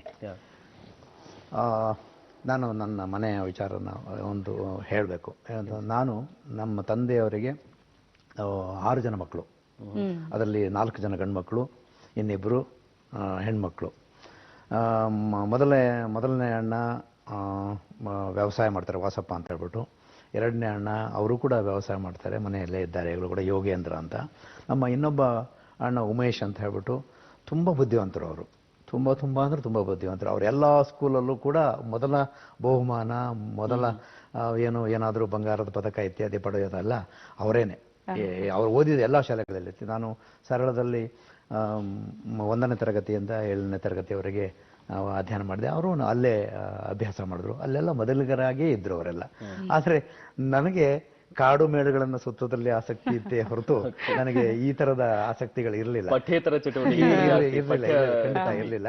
ಹಾಗಾಗಿ ನನಗೊಂದು ಒಂದು ರಕ್ಷಣೆ ಸಿಕ್ಕಿದ್ದು ಹೇಗೆ ಅಂತಂದ್ರೆ ನಮ್ಮ ಅಣ್ಣನಿಂದ ಸಿಕ್ತು ಅಂತ ನಾನು ಹೇಳ್ತೀನಿ. ಯಾಕಂದ್ರೆ ಅವ್ರು ನೆನಪು ಮಾಡಲೇಬೇಕು. ಅವರು ಬಹಳ ದೊಡ್ಡ ಅಧಿಕಾರಿ, ಹಾಸನದಲ್ಲಿ ಇದು BSNL ದೊಡ್ಡ ಅಧಿಕಾರಿ ಅವರು, BSNL ಅಲ್ಲಿ. ಅವರು ನನಗೆ ಬಹಳ ದೊಡ್ಡ ಆದರ್ಶ. ನಮ್ಮ ತಂದೆ ತಾಯಿ ಮೊದಲ ಮಾರ್ಗದರ್ಶಕರು ಮತ್ತು ದೊಡ್ಡ ಆದರ್ಶ. ಆದರೆ ನಮ್ಮ ಅಣ್ಣ, ನಮ್ಮ ಅಕ್ಕ, ನಮ್ಮ ತಂಗಿ ಎಲ್ಲ ನಮಗೆ ಇನ್ನೊಂದು ಆದರ್ಶ. ಇದು ಇವರಿಗೆ ಸಿಕ್ಕೋ ಎಲ್ಲ ಬಹುಮಾನಗಳು ಮತ್ತು ಅವರನ್ನೆಲ್ಲ ಅಧ್ಯಾಪಕರು ಪ್ರೀತಿಸ್ತಿದ್ದಾರಲ್ಲ, ಹಾಗಾಗಿ ಅವರ ತಮ್ಮ ಇವನು ಅನ್ನೋ ಕಾರಣಕ್ಕೆ ಅವನ ತಮ್ಮ ಇವನು ಅಂತ ಹೇಳೋ ಕಾರಣಕ್ಕೆ ನನಗೆ ಎಲ್ಲಾ ಕಡೆನೂ ಕೂಡ ನನಗೆ ಅತ್ಯಂತ ಪ್ರೀತಿ ವಿಶ್ವಾಸಗಳು ನಮ್ಮ ಅಧ್ಯಾಪಕರ ಜೊತೆಗೆ ಸಿಕ್ತು. ನನಗೆ ಈಗ ನೆನಪು ಮಾಡ್ಕೋತಾ ಇರುವ ಸಂದರ್ಭದಲ್ಲಿ ಬಾಲ್ಯದಲ್ಲಿ 1ನೇ ತರಗತಿಗಿಂತ ಮೊದಲು ಅಂದ್ರೆ ನಮ್ಗೀಗ LKG UKG ಅನ್ನೋ ಯಾವುದೇ ಕಾನ್ಸೆಪ್ಟ್ ಇರಲಿಲ್ಲ. ಆದ್ರೂ ಕೂಡ ಆ ಕಾನ್ಸೆಪ್ಟ್ ಅವಾಗಿತ್ತು. ಯಾಕಂದ್ರೆ ನಮ್ಮ ಅಕ್ಕನ ಜೊತೆ ನಾನು ಸ್ಕೂಲಿಗೆ ಹೋಗ್ತಿದ್ದೆ. ನಮ್ಮ ಅಕ್ಕ ಓದ್ತಾ ಇರೋ ಸುಶೀಲಾ ಅಂತ ಹೇಳ್ಬಿಟ್ಟು ಆರ್ಗದಲ್ಲಿ ಅವ್ರನ್ನ ಮದುವೆ ಮಾಡಿಕೊಟ್ಟಿದ್ದೀವಿ. ಸೊ ಅವ್ರ ಜೊತೆಗೆ ನಾನು ಸ್ಕೂಲಿಗೆ ಹೋಗಿದ್ದು ನನಗೆ ಇನ್ನೂ ನೆನಪಿದೆ. ಅಂದರೆ ಇನ್ನೂ 1ನೇ ತರಗತಿಗೆ ಬರೋಕ್ಕಿಂತ ಮೊದಲು ನಾನು ಶಾಲೆಯಲ್ಲಿ ಕೂತ್ಕೊತಿದ್ದೆ. ಅಲ್ಲಿ ಸಾಕಷ್ಟು ಕಲಿತೆ ನಾನು ಅವ್ರ ಜೊತೆಗೆ. ಆ ಊರು ಹೇಗೆ ಅಂತಂದರೆ ಒಂದು ಸಾಂಸ್ಕೃತಿಕ ಚಟುವಟಿಕೆಗಳಲ್ಲೂ ಕೂಡ ಬಹಳ ದೊಡ್ಡ ಸ್ಥಾನಮಾನದಲ್ಲಿ ಇತ್ತು. ಯಾಕಂದರೆ ವರ್ಷದಲ್ಲಿ 1-2 ಬಾರಿ ಸಾಂಸ್ಕೃತಿಕ ಚಟುವಟಿಕೆಗಳು ಅಂದರೆ ನಾವೊಂದು ಡ್ರಾಮಾ ಮಾಡಿಸೋದು, ಆಮೇಲೆ ಯಾವುದೋ ಡ್ಯಾನ್ಸು, ಮತ್ತೊಂದು ಜಾನಪದ ಗೀತೆಗಳನ್ನು ಹೇಳೋದು, ಇಂಥದ್ದೆಲ್ಲ ಕೇಳ್ತಾ ಅವ್ರ ಜೊತೆಗೆ ಕೊನೆಗೆ ಮತ್ತೆ ಸ್ಕೂಲಿಗೆ ಸೇರ್ತಕ್ಕಂಥ ಒಂದು ಸಂದರ್ಭಗಳು ಬಂದಿರೋದು. ಆಮೇಲೆ ಎಲ್ಲ ನಡುವೆಯಲ್ಲಿ ಇಲ್ಲೊಂದು ವಿಚಾರ ಹೇಳಬೇಕು. ಯಾಕಂದ್ರೆ ನಮ್ಮ ತಂದೆ ತುಂಬ ಸಂಕಟ ಪಡ್ತಾ ಇದ್ರು. ನನಗೂ ಭಾಳ ಅದರ ಬಗ್ಗೆ ಎಂತ ಅವ್ರ ತಂದೆ ಎಂತ ಅನ್ಯಾಯ ಮಾಡಿಬಿಟ್ರು ಅಂತ ನನಗೆ ಅನಿಸುತ್ತೆ. ಹೇಗೆಂದ್ರೆ ಅವ್ರ ಸ್ಕೂಲಿಗೆ ಅದೇ ಸ್ಕೂಲು, ಅವರು ಸ್ಕೂಲಲ್ಲಿದ್ದಾಗ ಅವರ ಸ್ನೇಹಿತರ ಜೊತೆಗಿದ್ದ ಅವ್ರ ತಂದೆ ಅವರನ್ನು ಅಲ್ಲಿಂದ ನೀನು ಸ್ಕೂಲಿಗೆ ಹೋಗಬಾರ್ದು, ವ್ಯವಸಾಯ ಕೆಲಸಕ್ಕೆ ಬರ್ಬೇಕಂತಕ್ಕಂಥ ಒಂದು ವಿಚಾರನ ಹೇಳ್ಬಿಟ್ಟು ಅವ್ರಿಗೆ ಮ್ಯಾನ್ ಹ್ಯಾಂಡಲ್ ಮಾಡ್ತಾರಂತೆ. ಅವ್ರ ತಂದೆ ಬಹಳ ಬೇಸರ ಮಾಡ್ಕೋತಾ ಇದ್ರು. ನನ್ನ ತಂದೆ ಹಿಂಗೆ ಮಾಡಬಾರ್ದು. ಅದಕ್ಕೆ ಬುದ್ಧಿ ಕಲಿಸದ ತಂದೆ, ವಿದ್ಯೆ ಕಲಿಸದ ಗುರು, ಬುದ್ಧಿ ಹೇಳದ ತಂದೆ, ಬಿದ್ದಿರಲು ಬಂದು ನೋಡದ ತಾಯಿ, ಇವರು 3 ಶುದ್ಧ ಶತ್ರುಗಳು ಅಂತಕ್ಕಂಥ ನಂಗೆ ಭಾಳ ಆತಂಕ ಬೇಸರ ಅವ್ರ ತಂದೆ ಬಗ್ಗೆ. ನಮ್ಮ ತಾತ ಅವರು, ನಾನೇನು ನೋಡಿಲ್ಲ, ಅವ್ರು ಹೇಳ್ತಾ ಇದ್ರು, ನಾನೊಬ್ಬ ಏನು ಸಣ್ಣ ಒಂದು ಪ್ರೈಮರಿ ಶಾಲೆ ಮೇಷ್ಟ್ರಾಗಿ ಅನೇಕ ಜನ ವಿದ್ಯಾರ್ಥಿಗಳನ್ನ ತಯಾರು ಮಾಡ್ಬೋದಿತ್ತು, ನಿರಕ್ಷರ ಕುಕ್ಷಿ ಅಂತ ಹೇಳ್ತಾ ಇದ್ದೆ ಯಾವಾಗಲೂ ಕೂಡ. ಅಂತ ಅನ್ಯಾಯ ಮಾಡ್ಬಿಟ್ರು ಅಂತ ಅನಿಸ್ತದೆ. ಆದ್ರೆ ಏನು ದುಃಖ ಏನಿಲ್ಲ. ಅವರು ನಮ್ಮಂಥವ್ರು, ನನ್ನ ಅಣ್ಣ, ನನ್ನ ಮತ್ತೆ ನಮ್ಮಲ್ಲಿ ಇರ್ತಕ್ಕಂಥ ಇನ್ನಿಬ್ರು ನಮ್ಮ ಅಣ್ಣಂದಿರು, ನನ್ನ ತಂಗಿ, ಅವರೆಲ್ಲರೂ ಒಳ್ಳೆ ಸ್ಥಾನದಲ್ಲಿ ಇಟ್ಟಿದ್ದಾರೆ, ಅದೆಲ್ಲ ಪ್ರಶ್ನೆ ಇಲ್ಲ. ಬಹುಶಃ ಅವರಿಗಾದಂತಹ ಒಂದು ಅನುಭವ ನನ್ನ ಮಕ್ಕಳಿಗೆ ಅದು ಆಗಬಾರದು, ಅವ್ರಿಗೆ ಇಷ್ಟಪಟ್ಟಿದ್ದನ್ನ ಮಾಡಬೇಕು, ಅವರು ಅಟ್ಲೀಸ್ಟ್ ವಿದ್ಯಾಭ್ಯಾಸವನ್ನ ಮಾಡಬೇಕು ಅನ್ನೋದು ಬಹಳ ತುಡಿತಾ ಇತ್ತು. ಖಂಡಿತ ತುಡಿತಾ ಇತ್ತು. ಎಲ್ಲ ಮಕ್ಕಳ ಮೂಲಕ ತಮ್ಮ ಗುರಿಯನ್ನ ಸಾಧಿಸ್ತಾರೆ. ಖಂಡಿತ ಅವನು ನಮ್ಮ ತಂದೆ ಬಹಳ ದೊಡ್ಡ ಒಂದು ಏನ್ ಹೇಳ್ಬೇಕು, ಬಹಳ ಪ್ರಯೋಗಶೀಲ ವ್ಯಕ್ತಿತ್ವ ಆತನು. ಹೇಗಂದ್ರೆ ಯಾವುದೇ ಕೆಲಸ ಮಾಡಿದ್ರು ಕೂಡ ಪ್ರಯೋಗ ಮಾಡೋದು ನೋಡಿ. ಆ ಕಾಲದಲ್ಲೇ ಅವರು ಕಸಿ ಮಾಡೋದನ್ನ ಮಾಡ್ತಾ ಇದ್ರು. ಒಂದು ತೋಟದಲ್ಲಿ ಕಸಿ ಮಾಡೋದು, ಆಮೇಲೆ ಗಿಡಗಂಟೆಗಳನ್ನ ಇದು ಮಾಡ್ಬೇಕು. ನಂಗೆ ಯಾವಾಗಲೂ ಹೇಳ್ತಾ ಇದ್ರು. ನಾನು ಎಷ್ಟೋ ಸರಿ ಅವ್ರು ಪ್ರಶ್ನೆ ಮಾಡ್ತಾ ಇದ್ದೆ, ಈ ತೆಂಗಿನ ಗಿಡಗಳನ್ನ, ಈ ಮಾವಿನ ಗಿಡಗಳನ್ನ, ಈ ಗೇರು ಗಿಡಗಳನ್ನ ಯಾಕೆ ನಡ್ತೀರಿ ನೀವು? ತೆಂಗಿನ ಗಿಡಗಳು ತೋಟ, ಅಡಿಕೆ ತೋಟ, ಇವೆಲ್ಲ ಯಾರೋ ಈಗ ನಡ್ತೀರಿ ನಿಮ್ಮ ಕೊನೆಯ ಕಾಲದಲ್ಲಿ, ಅಂದ್ರೆ ಏನೋ ನಡ್ತೀರಿ ಯಾರಿಗೋ. ಅದಕ್ಕೆ ಅವ್ರು ಹೇಳ್ತಾ ಇದ್ರು, ನಿಮ್ ಕೆಲಸ ಏನು ಅಂತಂದ್ರೆ ಕೆಲಸ ಮಾತ್ರ ಮಾಡ್ಬೇಕಷ್ಟೇ, ಅದರ ಫಲ ಭಗವಂತಂದು. ಹಾಗಾಗಿ ನೀವು ಕೆಲಸ ಮಾಡ್ಬೇಕಷ್ಟೇ, ಅದರ ಫಲ ಭಗವಂತಂದು ಅಂತ ಹೇಳ್ತಾ ಇದ್ರು. ಬಟ್ ನನಗೆ ಬಹಳ ಇಷ್ಟವಾದದ್ದು ವಿಚಾರ ಅಂತಂದ್ರೆ, ಆ ಕಾಲದಲ್ಲಿ ಒಬ್ಬ ಅಕ್ಷರ ಬರೆದಿರ್ತಕ್ಕಂಥ ಒಬ್ಬ ವ್ಯಕ್ತಿ ಮತ್ತು ಬಹಳ ಬುದ್ಧ ಪಂಡಿತರು, ಜನಪದರೆಲ್ಲ ಹಳ್ಳಿಲಿರೋರು ಮತ್ತು ಅಕ್ಷರ ಕಲಿದವರೆಲ್ಲ ಪಂಡಿತರೇ. ಅವರಿಗೆ ಎಂಥವ್ರ ಸಹವಾಸ ಇತ್ತು ಅಂತಂದ್ರೆ, ನೋಡಿ ಕುವೆಂಪು ಅವರ ಮನೆಯವರಿದಾರಲ್ಲ, ಹೇಮಾವತಿಯವರ ತಮ್ಮಂದಿರು, ಬಹುಶಃ ಅಣ್ಣಂದಿರದು, ಪ್ರಫುಲ್ಲ ಚಂದ್ರ ನೀವು ಹೆಸರು ಕೇಳಿದಿರಿ. ಆ ಕೃಷಿಯಲ್ಲಿ ದೊಡ್ಡ ಹೆಸರು, ಪ್ರಯೋಗಶೀಲ ಕೃಷಿಕರವರು ಮತ್ತು ದೊಡ್ಡ ವ್ಯವಹಾರಸ್ಥರವರು ಕೂಡ. ಅವರ ಪರಿಚಯ ಇವರಿಗಿತ್ತು. ಮತ್ತೆ ಹಾಮನಾಯಕರು ಮತ್ತು ಹಾಮನಾಯಕರ ತಂದೆ, ಅವರ ಹಾಮನಾಯಕರ ತಮ್ಮ ಇವರು ಈಶ್ವರ ನಾಯಕರು, ಇಂಥವರೆಲ್ಲ ದೊಡ್ಡ ಪರಿಚಯ ಇರ್ತಕ್ಕಂಥ ಇಂಥವ್ರು. ಅಂದ್ರೆ ಇವರು ವಿದ್ಯಾವಂತರ ಅಲ್ಲದಿದ್ರು ಕೂಡ ಇಂಥವರ ಪರಿಚಯ ಇತ್ತು. ಬಹುಶಃ ನನಗನ್ಸುತ್ತೆ ಅವರ ಪರಿಚಯದಿಂದಾಗಿ ಬಹುಶಃ ಅವರು ವಿದ್ಯಾವಂತರು ಹೇಗಿರ್ತಾರೆ, ಅವರು ಏನೆಲ್ಲ ಸಾಧನೆ ಮಾಡಬಹುದು, ವಿದ್ಯೆಯಿಂದ ಏನೆಲ್ಲ ಪಡ್ಕೋಬಹುದು ಅಂತ ಬಹುಶಃ ತಿಳ್ಕೊಂಡಿದ್ರೇನು ಆ ಪರಿಕಲ್ಪನೆ ಬಹುಶಃ. ಅದಕ್ಕಾಗಿ ಬಹುಶಃ ನಮ್ಮನ್ನ ಬಹುಶಃ ಈ ವ್ಯವಸಾಯದ ಕೆಲಸದಿಂದ ಬಹುಶಃ ವಿದ್ಯೆ ಆ ಬದಲಾವಣೆಯನ್ನ ಬಹುಶಃ ಒಂದು ಟ್ರ್ಯಾಕ್ ಅನ್ನು ಚೇಂಜ್ ಮಾಡಿದ್ರು ಅಂತ ನನಗನ್ಸುತ್ತೆ.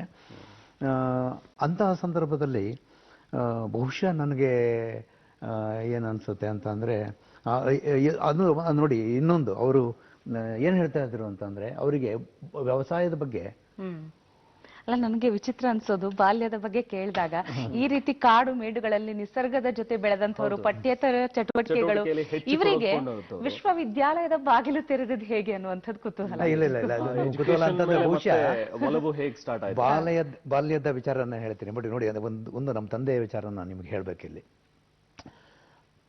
ಕೋಟಿ ವಿದ್ಯೆಗಿಂತ ಮೇಟಿ ವಿದ್ಯೆ ಮೇಲು ಅಂತ ಆತ ಯಾವತ್ತೂ ಕೂಡ ನಮ್ಮ ಟ್ರ್ಯಾಕ್ ಅನ್ನು ಚೇಂಜ್ ಮಾಡಿದ್ರು ಕೂಡ ಅವ್ರು ಹೇಳ್ತಿದ್ರು, ನೋಡು ನೀನು ಏನೇ ಆಗು, ನೀನು ಮೊದಲು ಮನುಷ್ಯನಾಗಬೇಕು ಒಂದು, ಮತ್ತು ನೀನು ರೈತಾಪಿಯ ಜನರನ್ನು ಪ್ರೀತಿಸಬೇಕು.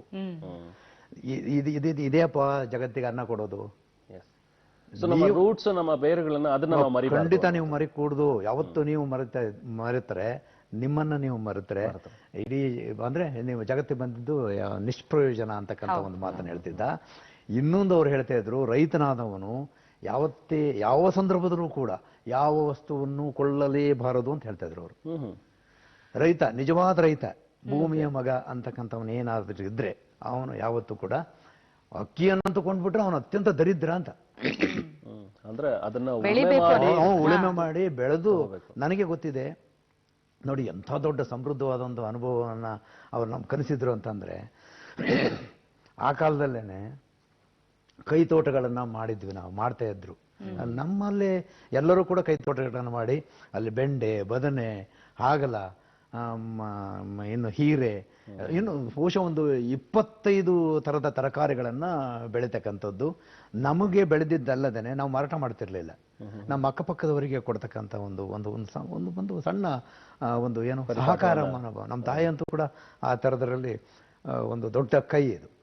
ಹಾಗಾಗಿ ಅನೇಕ ಜನರಿಗೆ ತರಕಾರಿಯನ್ನು ಬೆಳೆದಿರ್ತಕ್ಕಂಥದ್ದನ್ನು ಕೊಡ್ತಕ್ಕಂಥದ್ದು ಇದೆಲ್ಲ ಮಾಡ್ತಾ ಇದ್ವಿ.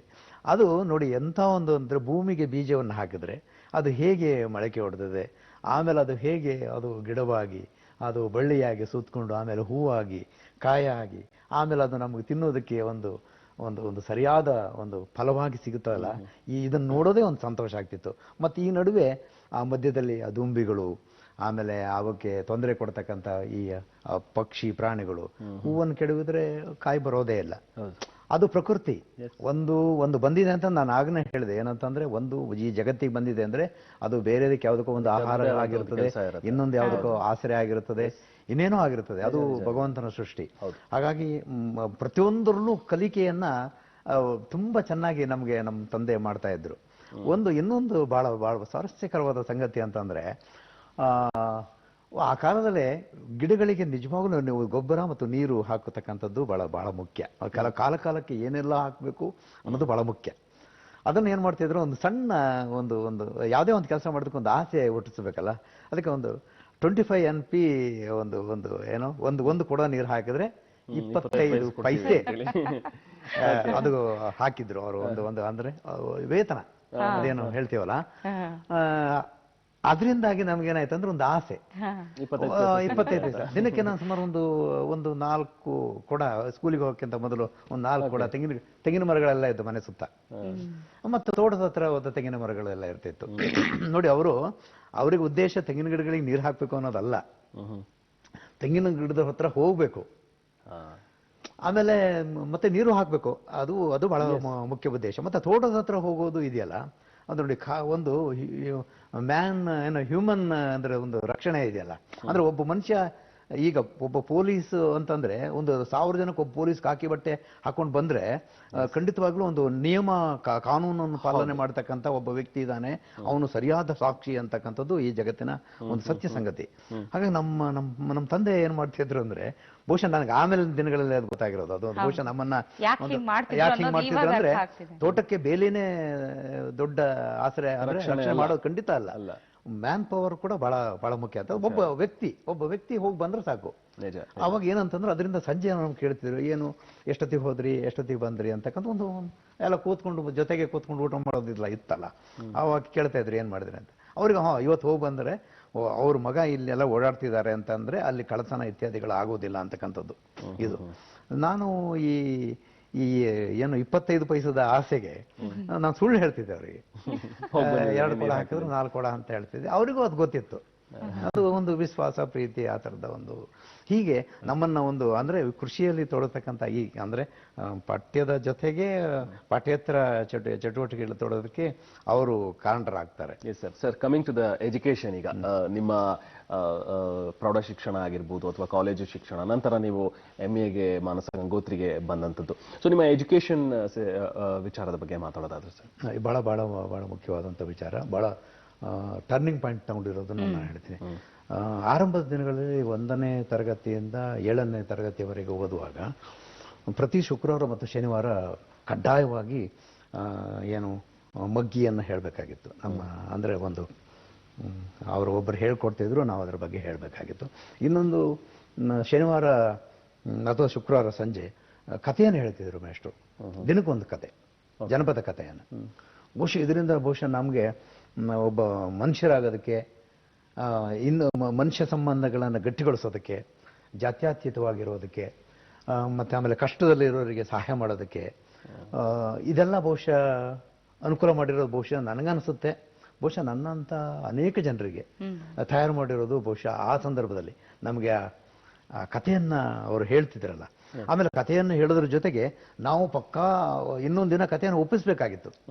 ಅವಾಗ ಒಂದ್ಸರಿ ನೀವು ನನಗೆ ಕತೆ ಹೇಳಿದ್ರೆ ಆ ಕತೆ ನಾನು ನಿಮ್ಗೆ ಹೇಳುವಾಗ ನೀವು ಹೇಳಿದ ಕಥೆನೇ ಅದರ ತಿರುಳಿದ್ರು ಕೂಡ ಅದರ ಪಾತ್ರಗಳಲ್ಲಿ ಅಂದ್ರೆ ಕೇಳುಗರು ಯಾರಿದ್ದಾರೆ ಅನ್ನೋದ್ರ ಮೇಲೆ ಆ ಕತೆ ನಮ್ಮ ಕಲ್ಪನಾ ಲಹರಿ, ನನ್ನ ಕಲ್ಪಕ ಶಕ್ತಿ ಇದೆಯಲ್ಲ, ಅದು ವೃದ್ಧಿ ಆಗ್ತಾ ಹೋಗ್ತಿತ್ತು. ಕರೆಕ್ಟ್.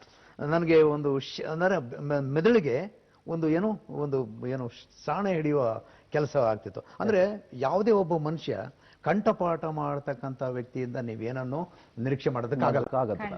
ಒಂದು ಒಳ್ಳೆಯ ಸಮಾಜವನ್ನ ನಿರ್ಮಾಣ ಮಾಡ್ತಕ್ಕಂಥ ಕೆಲಸವನ್ನು ಮಾಡೋವನು ಏನಾದ್ರು ಇದ್ರೆ ಅವನು ಕಲ್ಪನೆ ಮಾಡ್ಕೋಬೇಕು, ಕ್ರಿಯೇಟಿವ್ ಆಗಿರ್ಬೇಕು, ಅವನು ಕನಸು ಕಾಣಬೇಕು.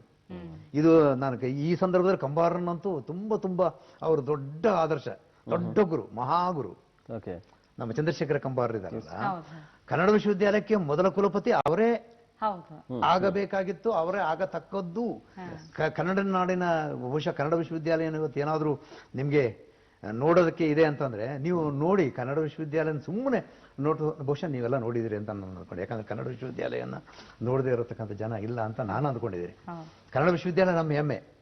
ಕನ್ನಡ ವಿಶ್ವವಿದ್ಯಾಲಯದಲ್ಲಿ ಯಾರ್ಯಾರು ಕನ್ನಡ ವಿಶ್ವವಿದ್ಯಾಲಯದ ಸಂಶೋಧನೆ ಮಾಡ್ತಾರೋ ಅವರೆಲ್ಲರೂ ಕೂಡ ಅವರ ಹೆಮ್ಮೆ ಅದು.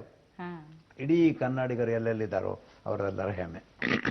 ಹಾಗಾಗಿ ಕನ್ನಡ ವಿಶ್ವವಿದ್ಯಾಲಯದಲ್ಲಿ ನೀವೇನಾದ್ರೂ ನೋಡಿದ್ರೆ ಚಂದ್ರಶೇಖರ ಕಂಬಾರರು ಎಲ್ಲ ಕಡೆ ಕಾಣಿಸ್ತಾರೆ, ಅವರ ಹೆಜ್ಜೆ ಗುರುತು ಎಲ್ಲ ಕಡೆ ಕಾಣಿಸುತ್ತೆ. ಯಾವುದೋ ಒಂದು ಬಿಲ್ಡಿಂಗ್ ಅನ್ನು ನೋಡಿದ್ರೆ ನಿಮಗೆ ಎಲ್ಲ ವಾಸ್ತು ಅಂದ್ರೆ ವಿಜಯನಗರ ಇದೆ, ಹೊಯ್ಸಳ ಇದೆ, ಎಲ್ಲ ಥರದ ಇದಿದೆ. ಆಮೇಲೆ ನಮ್ಮ ಹಿಂದಿನರ ಒಂದು ವಾಸ್ತು ತಜ್ಞತೆ ಇದೆಯಲ್ಲ, ಇದು ನಿಜವಾಗ್ಲೂ ನಾವು ಮೆಚ್ಚತಕ್ಕದ್ದು. ಬಹುಶಃ ಯಾವುದೇ ಈಗಿನ ಇಂಜಿನಿಯರಿಂಗು ಕೂಡ ಅದು ಸವಾಲನ್ನ ಎಸಗತಕ್ಕಂಥ ವಿಚಾರ. ನೋಡಿ, ಎಷ್ಟೋ ಸಹಸ್ರ ವರ್ಷಗಳಿಂದ ಗುಡಿಗೋಪುರಗಳು ಇನ್ನೂ ಬೀಳದೇನೆ ಹಾಗೇನೆ ಇವೆ. ಅದಕ್ಕೆ ನೀವು ಹಂಪಿಯಲ್ಲಿ ನೋಡ್ಬೋದು.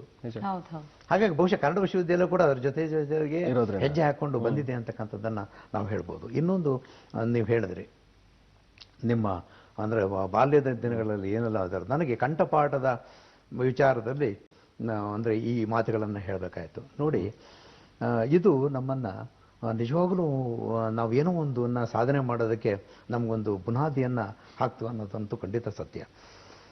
ನಮ್ಮ ಅಣ್ಣನ ಬಗ್ಗೆ ನಾನು ನಿಮಗೆ ಹೇಳಿದೆ. ಬಹುಶಃ ಅವರ ಟೆಕ್ಸ್ಟಲ್ಲಿ ಈ ಶಿವಕೋಟಾಚಾರ್ಯನ ಒಡ್ಡಾರಾಧನೆ ಅಂತ ಒಂದು ಕೃತಿ, ಕನ್ನಡದ ಮೊದಲ ಗದ್ಯ ಕೃತಿ ಅದು. ಅದರಲ್ಲಿ ಜೈನ ಕೃತಿ. ಬಹುಶಃ ಅದು ಏನಂತಂದ್ರೆ ಜನರ ಕತೆ ಅದು ಆಮೇಲೆ ಶಿವಕೋಟಾಚಾರ್ಯರು ಅದರ ಬಹುಶಃ ಸಂಪಾದನೆ ಮಾಡಿದ್ದಾರೆ. ಅದು ಸಂಪಾದಕರಲ್ಲ, ಅವರು ಬರೆದಿದ್ದೆ. ಅದು ನನಗೆ ನನ್ನನ್ನು ತಯಾರು ಮಾಡಿರೋದು. ನಾನು ಬಹಳ ಅತ್ಯಂತ ಸತ್ಯ ವಿಚಾರ, ಅದರಲ್ಲಿ ಜಗತ್ತಿನ ಎಲ್ಲ ವಿಚಾರಗಳು ಆ ಪುಸ್ತಕದಲ್ಲಿದೆ. ಅದರ ಆಶಯ ಒಬ್ಬ ಮನುಷ್ಯ ಹೇಗಾಗಬಹುದು, ಅಥವಾ ಪರಿಸರದಿಂದ ಒಬ್ಬ ಒಳ್ಳೆಯ ವ್ಯಕ್ತಿ ಹೇಗೆ ಕೆಡಬಹುದು, ಪರಿಸರದಿಂದ ಒಬ್ಬ ವ್ಯಕ್ತಿ ಹೇಗೆ ಒಬ್ಬ ಒಳ್ಳೆಯ ಉತ್ತಮ ವ್ಯಕ್ತಿ ಆಗ್ಬಹುದು ಅನ್ನೋದನ್ನ ಆ ಎಲ್ಲ ಕಥೆಗಳಲ್ಲೂ ನೀವು ಕಾಣ್ತೀರಿ. ನಿಜವಾಗ್ಲೂ ಆ ಕೃತಿ ನನಗೆ ಇವತ್ತು ನೆನಪು ಬಂದಿದ್ದು ನನ್ನ ಸುದೈವ. ಬಹುಶಃ ನನ್ನನ್ನು ಇವತ್ತು ಇಲ್ಲಿ ಕೂರಿಸಿದ್ದು ಕೂಡ ಅದೇ ಕೃತಿ ಅಂತ ನಾನು ಇದೆಲ್ಲವೂ ಕೂಡ ನಿಮ್ಮ ಲೇಖನಗಳಲ್ಲಿ ಕೂಡ ಪ್ರಭಾವ ಬೀರಿದೆ. ಪರಿಸರ ಚಿಂತನೆ ಅನ್ನುವಂಥದ್ದು, ಪಾರಂಪರಿಕ ಕೃಷಿ ಅನ್ನುವಂಥದ್ದು, ಜನಪದ ಅಧ್ಯಯನದಲ್ಲಿ ನೀವು ಮಾಡಿದಂತಹ ಸಂಶೋಧನೆಗಳು, ಅದರ ಅನುಭವ ಹಂಚ್ಕೊಳ್ಳಿ ಸರ್. ಅಲ್ಲ, ಅದಕ್ಕಿಂತ ಒಂದು ಈ ಕೃತಿ ಬಗ್ಗೆ ನಿಮಗೆ ಹೇಳಬೇಕು. ಅಲ್ಲಿ 2 ಪಾತ್ರಗಳು ಬರ್ತದೆ, ಅಗ್ನಿಭೂತಿ ಮತ್ತು ವಾಯುಭೂತಿ. ಇಲ್ಲೆಲ್ಲೋ ನಮ್ಮ ಬ್ರದರ್ ಅಣ್ಣ ಬರೆದು ನೋಟ್ಸ್ ಮಾಡ್ಕೋತಾರಲ್ಲ, ಕನ್ನಡ ಪಾಠ ಯಾವುದೋ ಇತ್ತು ಬಹುಶಃ ಅಷ್ಟೊತ್ತಿಗೆ 7th ಸ್ಟ್ಯಾಂಡರ್ಡ್ ಏನೋ ಓದ್ತಾ ಇದ್ದೆ ಅನ್ನಿಸ್ತದೆ. ಅವರು ಬಹುಶಃ SLC ಅದಕ್ಕಿಂತ 9 ಅದರಲ್ಲೂ ಓದ್ತಾ ಇದ್ರು. ಅವರಿಬ್ಬರ ಬದುಕಿನ ಚಿತ್ರಣಗಳಿದೆಯಲ್ಲ, ಬಹುಶಃ ತುಂಬಾ ಪ್ರಭಾವ ಬೀರಿಯವು. ಒಬ್ಬ ಅತ್ಯಂತ ಕೆಟ್ಟ ವ್ಯಕ್ತಿಯಾಗಿ ಪ್ರತಿಬಿಂಬ ಆಗ್ತಾನೆ, ಒಂದೇ ತಂದೆಯ ಮಕ್ಕಳು, ತಾಯಿ ತಂದೆಯ ಮಕ್ಕಳು. ಇನ್ನೊಬ್ಬ ಅತ್ಯಂತ ಸರ್ವಶ್ರೇಷ್ಠ ಮಹಾಮುನಿಯಾಗಿ ಬರ್ತಾನೆ. ಕೊನೆಗೆ ತಮಗೆ ಗೊತ್ತಿದ್ದಂಗೆ ಇವರಿಬ್ರು ಒಬ್ಬ ಪರಿಸರದ ಒಂದು ಇದರಿಂದ ಒಬ್ಬ ಕೆಟ್ಟವನಾಗಿರ್ತಾನೆ, ಒಬ್ಬನ ಒಳ್ಳೆಯವನಾಗಿರ್ತಾನೆ. ಅದು ಅದು ಅದು ಆ ಟಿಪ್ಪಣಿ ಓದಿದಾಗ ನನ್ನ ಮನಸ್ಸಲ್ಲಿ ಕನ್ನಡವನ್ನ ನಾನು ಓದಬೇಕು, ಕನ್ನಡ ಸಾಹಿತ್ಯವನ್ನು ಓದಬೇಕು, ಅಂದ್ರೆ ಇದ್ರ ಬಗ್ಗೆ ಇನ್ನೂ ಹೆಚ್ಚು ನಾನು ಅಧ್ಯಯನ ಮಾಡಬೇಕು ಅಂತಕ್ಕಂಥದ್ದು ನನಗೆ ಅವಾಗ ಕನ್ನಡದ ಬಗ್ಗೆ ಪ್ರೀತಿ ನನಗೆ ಬಂತು, ಕನ್ನಡದ ಬಗ್ಗೆ ಬಂತು. ಆಮೇಲೆ ಅದು ನಿಜವಾಗ್ಲೂ ನನಗೆ ತುಂಬಾ ಅನುಕೂಲವನ್ನು ಮಾಡಿತು. ಹಾಗೆ ನೀವು ಹೇಳಿದ್ರಿ ಜಾನಪದದ ಯೋಚನೆ ಮಾಡುವಾಗ, ನಾನು ಜಾನಪದದ ಬಗ್ಗೆ ಯೋಚನೆ ಮಾಡುವಾಗ ಬಹುಶಃ ನಾನು ಕಾಲೇಜಿನ ಒಂದು 8ನೇ ತರಗತಿಯಿಂದ 10ನೇ ತರಗತಿವರೆಗೂ ಓದುವಾಗ ಒಂದು ಸಹಜವಾಗಿ ಎಲ್ಲ ವಿದ್ಯಾರ್ಥಿಗಳ ಹಾಗೆ ನಾನು ಇದ್ದೆ. ಆಮೇಲೆ ಅದು ಆರ್ಗದಲ್ಲಿ ಓದಿದೆ. ನೀವು ಗೊತ್ತಿರ್ಬೋದು, ನಿಮ್ಗೆಲ್ಲರಿಗೂ ಗೊತ್ತಿದೆ, ಶಾಂತವಾರಿ ಗೋಪಾಲಗೌಡರು ಊರ ಪಕ್ಕದವರು ಓದು ಆರ್ಗ ಅಂತ. ವಿಜಯ ದೊಡ್ಡ ಆರ್ಗಕ್ಕೆ ಬಹಳ ದೊಡ್ಡ ಒಂದು ಚರಿತ್ರೆ ಇದೆ. ಅದಕ್ಕೆ ಅದು ಜೈನ ಬಸದಿಗಳೆಲ್ಲ ಅಲ್ಲಿವೆ. ಬಟ್ ಸಾಂಸ್ಕೃತಿಕವಾಗಿ ಬಹಳ ಹಿರಿಮೆ ಇರತಕ್ಕಂಥ ಒಂದು ಊರು ಮತ್ತು ಮಹಾನ್ ವ್ಯಕ್ತಿಗಳೆಲ್ಲ ಓದಿದ ಒಂದು ಶಾಲೆ ಅದು. ಆ ನಂತರದಲ್ಲಿ ಪಕ್ಕದಲ್ಲಿ ಅದೊಂದು ಹೋಬಳಿ ಕೇಂದ್ರ, ಅಲ್ಲಿ ನಾನು ಜೂನಿಯರ್ ಕಾಲೇಜನ್ನು ಓದಿದೆ 2 ವರ್ಷಗಳ ಕಾಲ. ಅಲ್ಲೂ ಕೂಡ ನನ್ನ ವಿದ್ಯಾಭ್ಯಾಸದಲ್ಲಿ ಅಂದ್ರೆ ನನ್ನ ಈ ಜಾನಪದಕ್ಕೆ ಸಂಬಂಧಪಟ್ಟ ಹಾಗೆ ನನಗೆ ಏನೇನು ಆಸಕ್ತಿಗಳು ಅಂದ್ರೆ ಅಲ್ಲೆಲ್ಲ ನಡೀತಕ್ಕಂಥ ಸಾಂಸ್ಕೃತಿಕ ಕಾರ್ಯಕ್ರಮಗಳು, ಆಮೇಲೆ ಪಠ್ಯೇತರ ಚಟುವಟಿಕೆಗಳಲ್ಲಿ ಅಂದ್ರೆ NSS ಇತ್ಯಾದಿ ಮತ್ತೊಂದು ಈ ತರದ ಚಟುವಟಿಕೆಗಳೆಲ್ಲ ನಾನು ಜನರ ನಡುವೆ ಬೆರೆಯೋದಕ್ಕೆ ಬೇರೆ ಬೇರೆ ಊರುಗಳಲ್ಲಿ ಹೋಗಿ ಬೇರೆ ಬೇರೆ ಅಂದ್ರೆ ಅವ್ರ ಜೊತೆಗೆ ಬೆರೆಯೋದಕ್ಕೆ ನನಗೆ ಅನುಕೂಲ ಆಯಿತು. ಆ ನಂತರದ ದಿನಗಳಲ್ಲಿ ಮತ್ತೆ ನಾನು ಬಂದಿರೋದು ನನ್ನ ತುಂಗಾ ಕಾಲೇಜಿಗೆ. PUCಯಲ್ಲಿ ನನ್ನನ್ನು ಸೆಳೆದ ಅನೇಕ ಜನ ಅಧ್ಯಾಪಕರು ಇದ್ದಾರೆ. ಅವರು ಪಾಠ ಮಾಡುವ ಶೈಲಿ ನಿಜವಾಗಲೂ ನನ್ನ ಆ ದಿನಗಳ ಅಧ್ಯಾಪಕರು ತುಂಬ ದೊಡ್ಡ ಆದರ್ಶ ಮತ್ತು ನಮ್ಮನ್ನ ಒಂದೊಂದು ನಮ್ಮ ಬೆಳವಣಿಗೆಗೆ ಕಾರಣರಾದವರೇ. ಅವರು ಕೇವಲ ಒಬ್ಬ ಅಧ್ಯಾಪಕರಾಗಿ ಇರಲಿಲ್ಲ ನನಗನ್ಸುತ್ತೆ. ಅವರು ನಮ್ಮ ಮನೆಯ ಒಬ್ಬ ನಮ್ಮ ಅಣ್ಣನೋ ಹಾಗೆ ನನಗನ್ಸೋದು. ಅವರು ಹೆಸರನ್ನೆಲ್ಲ ಹೇಳ್ತಾರೆ, ತುಂಬ ದೊಡ್ಡ ಎಲ್ಲರಿಗೂ ಗುರುಗಳಿದ್ದಾಗೆ ನನಗೂ ದೊಡ್ಡ ಮಹಾಗುರು ಪರಂಪರೆ ಇದೆ.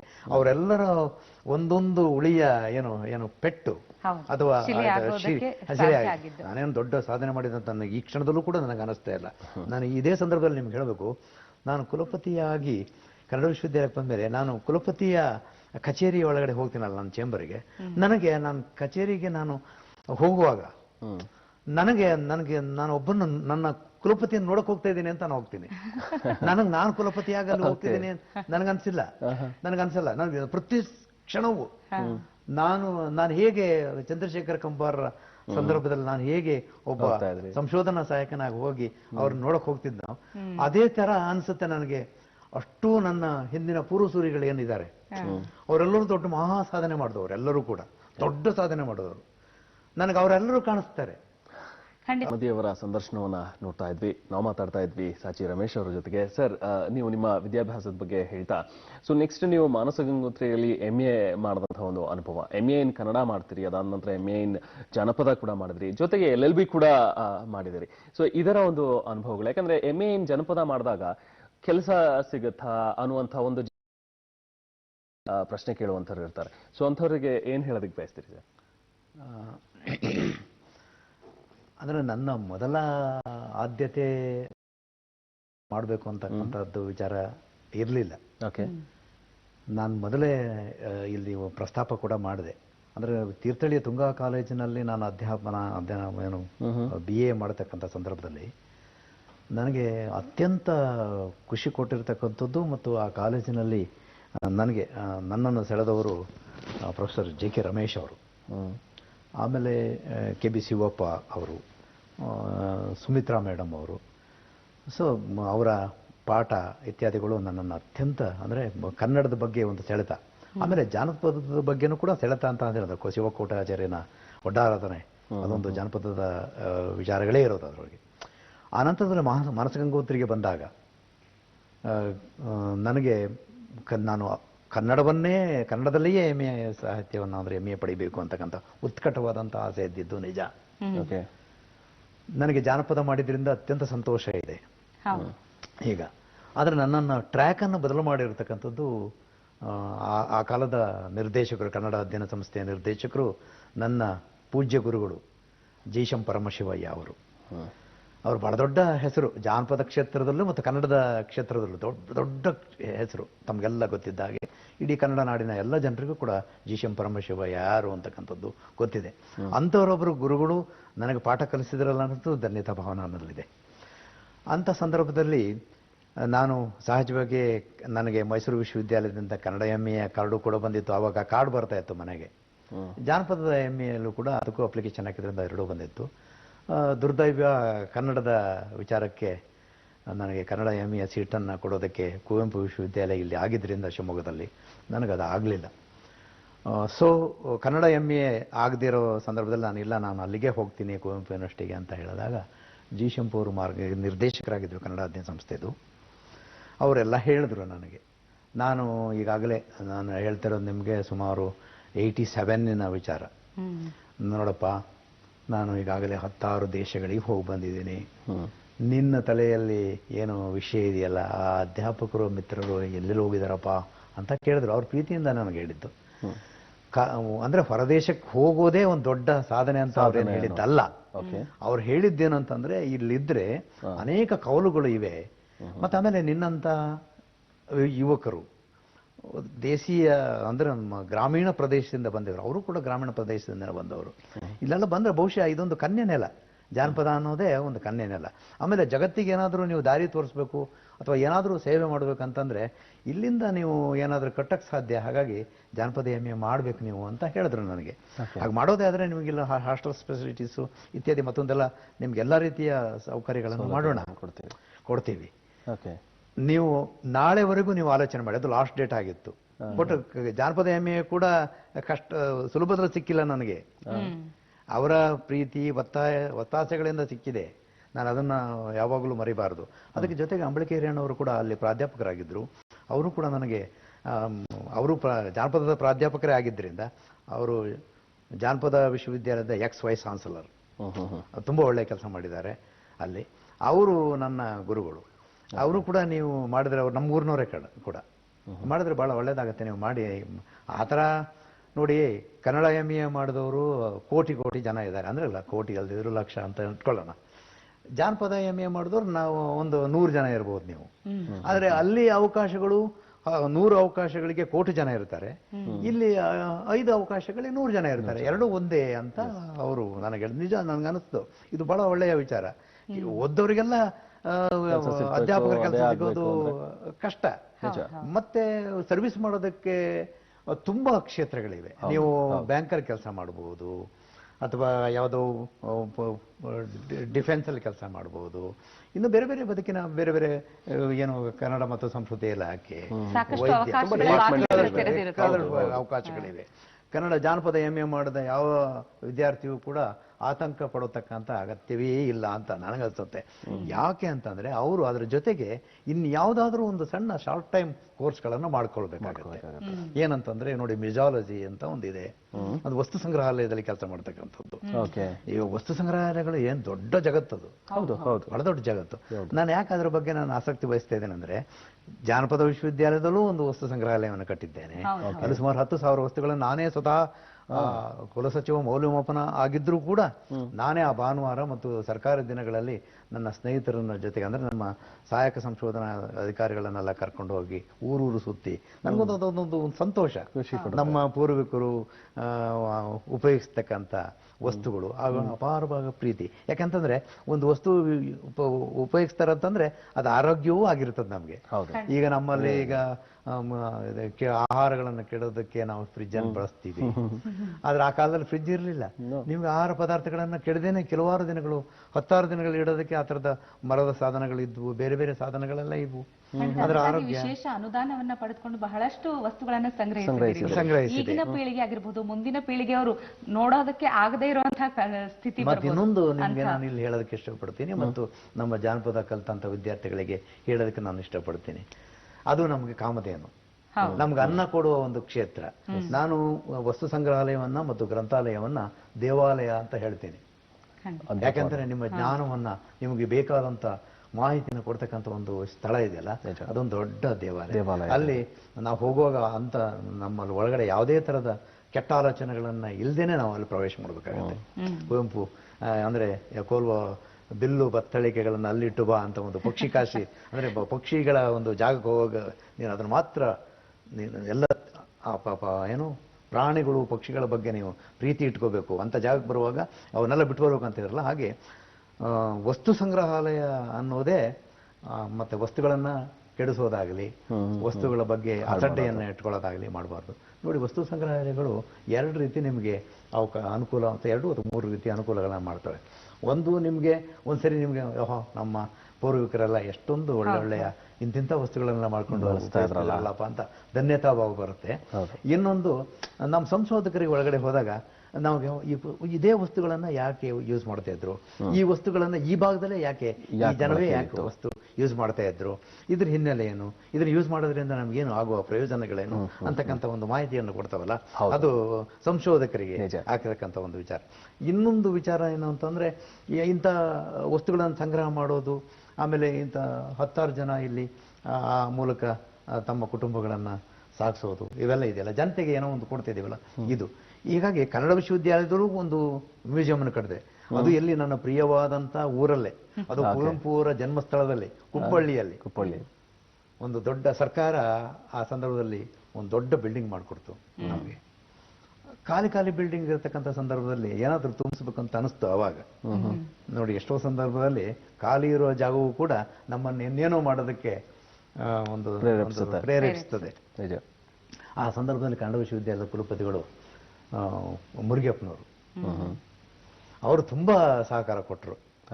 ನನ್ನನ್ನು ಅಲ್ಲಿ ಏನು ನಿರ್ದೇಶಕನನ್ನಾಗಿ ಮಾಡಿ ಇಲ್ಲಿಂದನೇ ನೀವು ಆ ಕೆಲಸವನ್ನು ಮಾಡಬೇಕು ಅಂತಕ್ಕಂಥದ್ದನ್ನು ಅವರು ನನಗೆ ಮಾರ್ಗದರ್ಶನ ಮಾಡಿದ್ರು. ಆಮೇಲೆ ಮಾರ್ಗದರ್ಶನ ಅಂತಂದ್ರೆ ಬಹುಶಃ ನಾನು ಅದೇ ಹೇಳಿದೆ, ನನಗೆ ಎಲ್ಲ ಮಾರ್ಗದರ್ಶನ ಮಾಡಿದವರೆಲ್ಲ ಎಲ್ಲೋ ಒಂಥರ ನನ್ನ ಒಡ ಹುಟ್ಟಿದವರು, ನನ್ನ ತಂದೆಯ ಸಮಾನ ಇರತಕ್ಕಂಥವರು. ಯಾವ ನಿಷ್ಕಲ್ಮಶವಾಗಿ ನೀವು ಅದನ್ನು ಹೋಗ್ರಿ ಮುಂದೆ ಯಾವತ್ತದ ಹೇಳಿದೆ ನಾನು, ಯಾವತ್ತು ಹೇಳ್ತೀನಿ, ಹಿಂದೆ ಗುರು ಇರಬೇಕು, ಮುಂದೆ ಗುರಿ ಇರಬೇಕು ಅಂತಕ್ಕಂಥ ವಿಚಾರ ಹೇಳ್ತಿದ್ನಲ್ಲ, ಅದು ನನ್ನ ಜೀವನದಲ್ಲಂತೂ ಘಟಿಸ್ತಾನೆ ಬಂದಿದೆ. ಮತ್ತೆ ಆಮೇಲೆ ನನ್ನಲ್ಲೂ ಕೂಡ ಆ ಥರದ್ದು ಏನಾದರೂ ಇವತ್ತು ನನ್ನ ಅನೇಕ ಜನ ವಿದ್ಯಾರ್ಥಿ ಮಿತ್ರರು ಇಲ್ಲಿ ಇವತ್ತು ಟಿವಿಯನ್ನು ನೋಡ್ತಾ ಇರ್ಬೋದು. ಅವರೆಲ್ಲರೂ ನನ್ನ ಬಗ್ಗೆ ಅತ್ಯಂತ ಪ್ರೀತಿ ಗೌರವಗಳನ್ನು ಇಟ್ಕೊಂಡಿದ್ದಾರೆ. ಮತ್ತೆ ಇನ್ನೊಂದು ವಿಶೇಷ ಅಂತಂದ್ರೆ, ಅವರೆಲ್ಲರೂ ಬೇರೆ ಬೇರೆ ಸಮುದಾಯದವರು. ನನಗೆ ಯಾವತ್ತೂ ಅನಿಸ್ಲೇ ಇಲ್ಲ ನನ್ನ ಸಮುದಾಯದ ಆಚೆಗಿರುವ ಒಬ್ಬ ವ್ಯಕ್ತಿ ಅವನು ಬೇರೆಯವನು ಅಂತ ನಂಗೆ ಇವತ್ತು ಈ ಕ್ಷಣದಲ್ಲೂ ಕೂಡ ನಾನು ಯಾವತ್ತೂ ಸುಳ್ಳು ಹೇಳೋದೇ. ನನ್ನ ನಂಬಿಕೆಯನ್ನೇ ದೇವರನ್ನಾಗಿ ಸ್ವೀಕರಿಸ್ತವನು. ನನ್ನ ನಂಬಿಕೆ ಸುಳ್ಳಾಗಲೇ ಇಲ್ಲ. ನನ್ನ ಎಲ್ಲಾ ವಿದ್ಯಾರ್ಥಿ ಮಿತ್ರರು ನನ್ನ ಮನೆಯ ಸದಸ್ಯರೇ ಆಗಿದ್ದಾರೆ. ನನ್ನ ನಂಬಿಕೆ, ನಾನು ಹೇಳಿದ ನನ್ನ ನಂಬಿಕೆ ಯಾವತ್ತೂ ಸುಳ್ಳಾಗೋದಿಲ್ಲ. ಅಂದ್ರೆ ಪ್ರಾಮಾಣಿಕವಾಗಿ ಪ್ರಾಂಜಲವಾಗಿ ಇರಬೇಕು, ನಾನು ಆಗಿರ್ಬೇಕು. ಹಾಗಿದ್ದಾಗ ನನ್ನ ಎದುರುಗಡೆ ಇರ್ತಕ್ಕಂಥದ್ದು ಹಾಗೆ ಆಗುತ್ತೆ. ಒಂದು ಇದೇ ಸಂದರ್ಭದಲ್ಲಿ ನನಗೆ ಹಾಮನಾಯಕರು ಹೇಳಿದ್ದೊಂದು ಮಾತು ನೆನಪಿಗೆ ಬರುತ್ತೆ.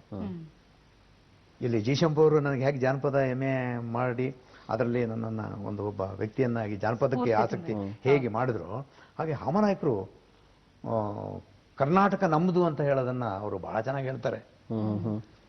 ನಾನು ಒಂದು ಹಂಪಿಗೆ ಹೋಗೋದಕ್ಕೆ ಪ್ರತಿಯೊಬ್ಬರು ಒಬ್ಬ ಗಾಡ್ ಫಾದರ್ ಅಂತ ಬೇಕಲ್ಲ.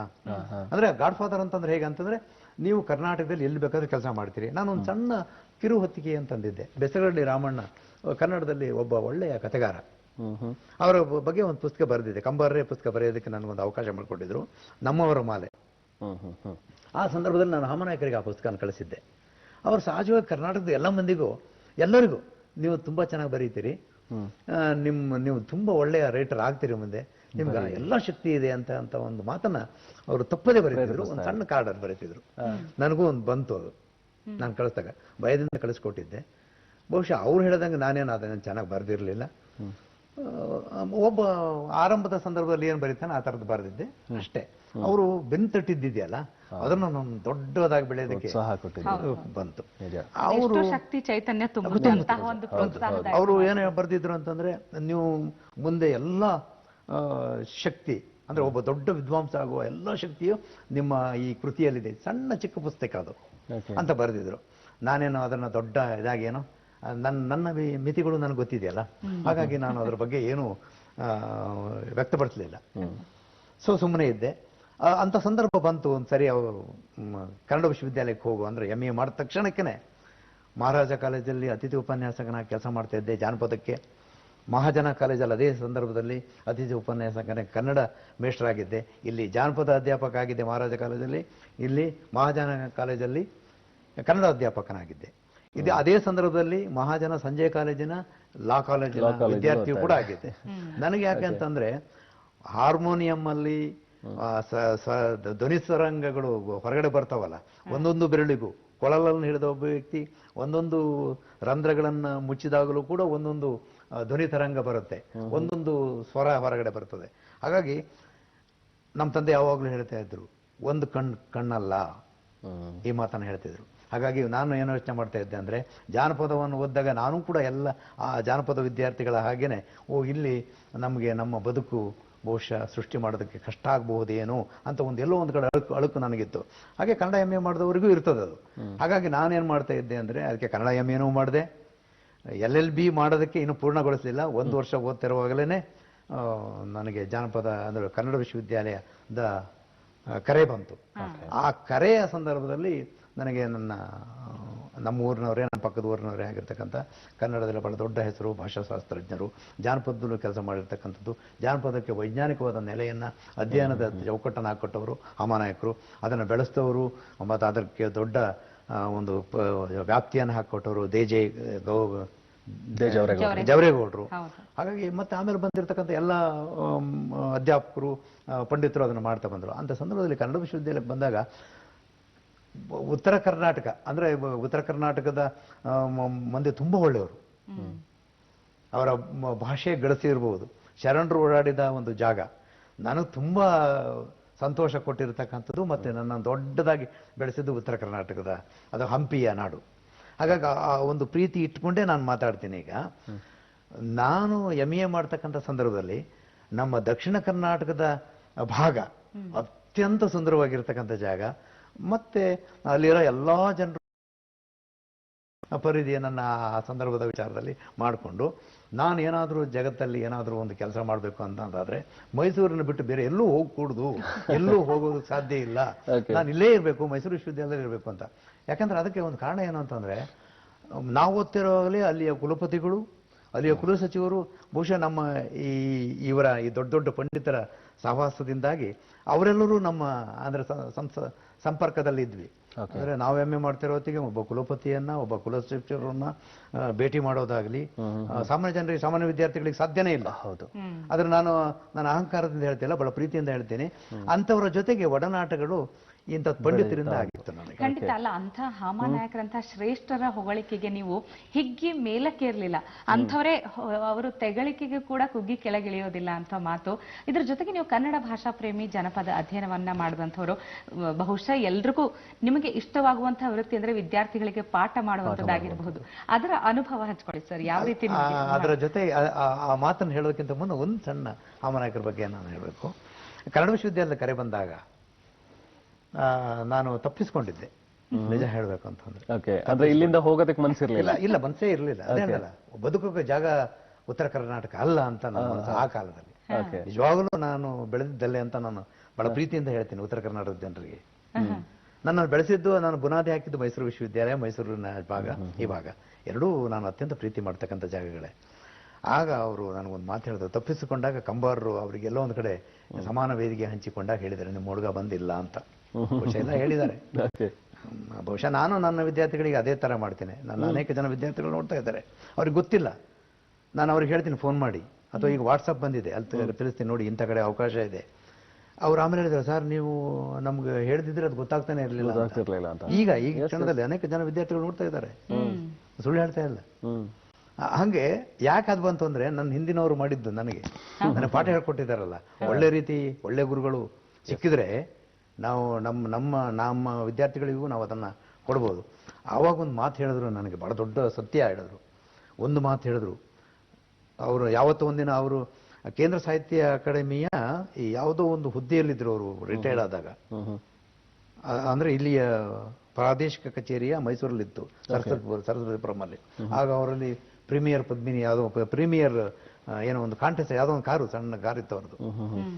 ನಾನು ಅಲ್ಲೆಲ್ಲ ನಡ್ಕೊಂಡು ಹೋಗ್ತಾ ಇರೋ ಹೊತ್ತಿಗೆ ಅವ್ರು ಹಿಂಗೆ ಹೋದ್ರು, ಪಾಸ್ ಆಗಿ ಹೋದ್ರು. ಆ ಸಂದರ್ಭದಲ್ಲಿ ಸಮಯ ಅಂತಂದ್ರೆ ಗಡಿಯಾರ ಬೇಕಾಗಿಲ್ಲ ಅವ್ರ ವಿಚಾರ ಹೇಳ್ಬೇಕು ಅಂತ.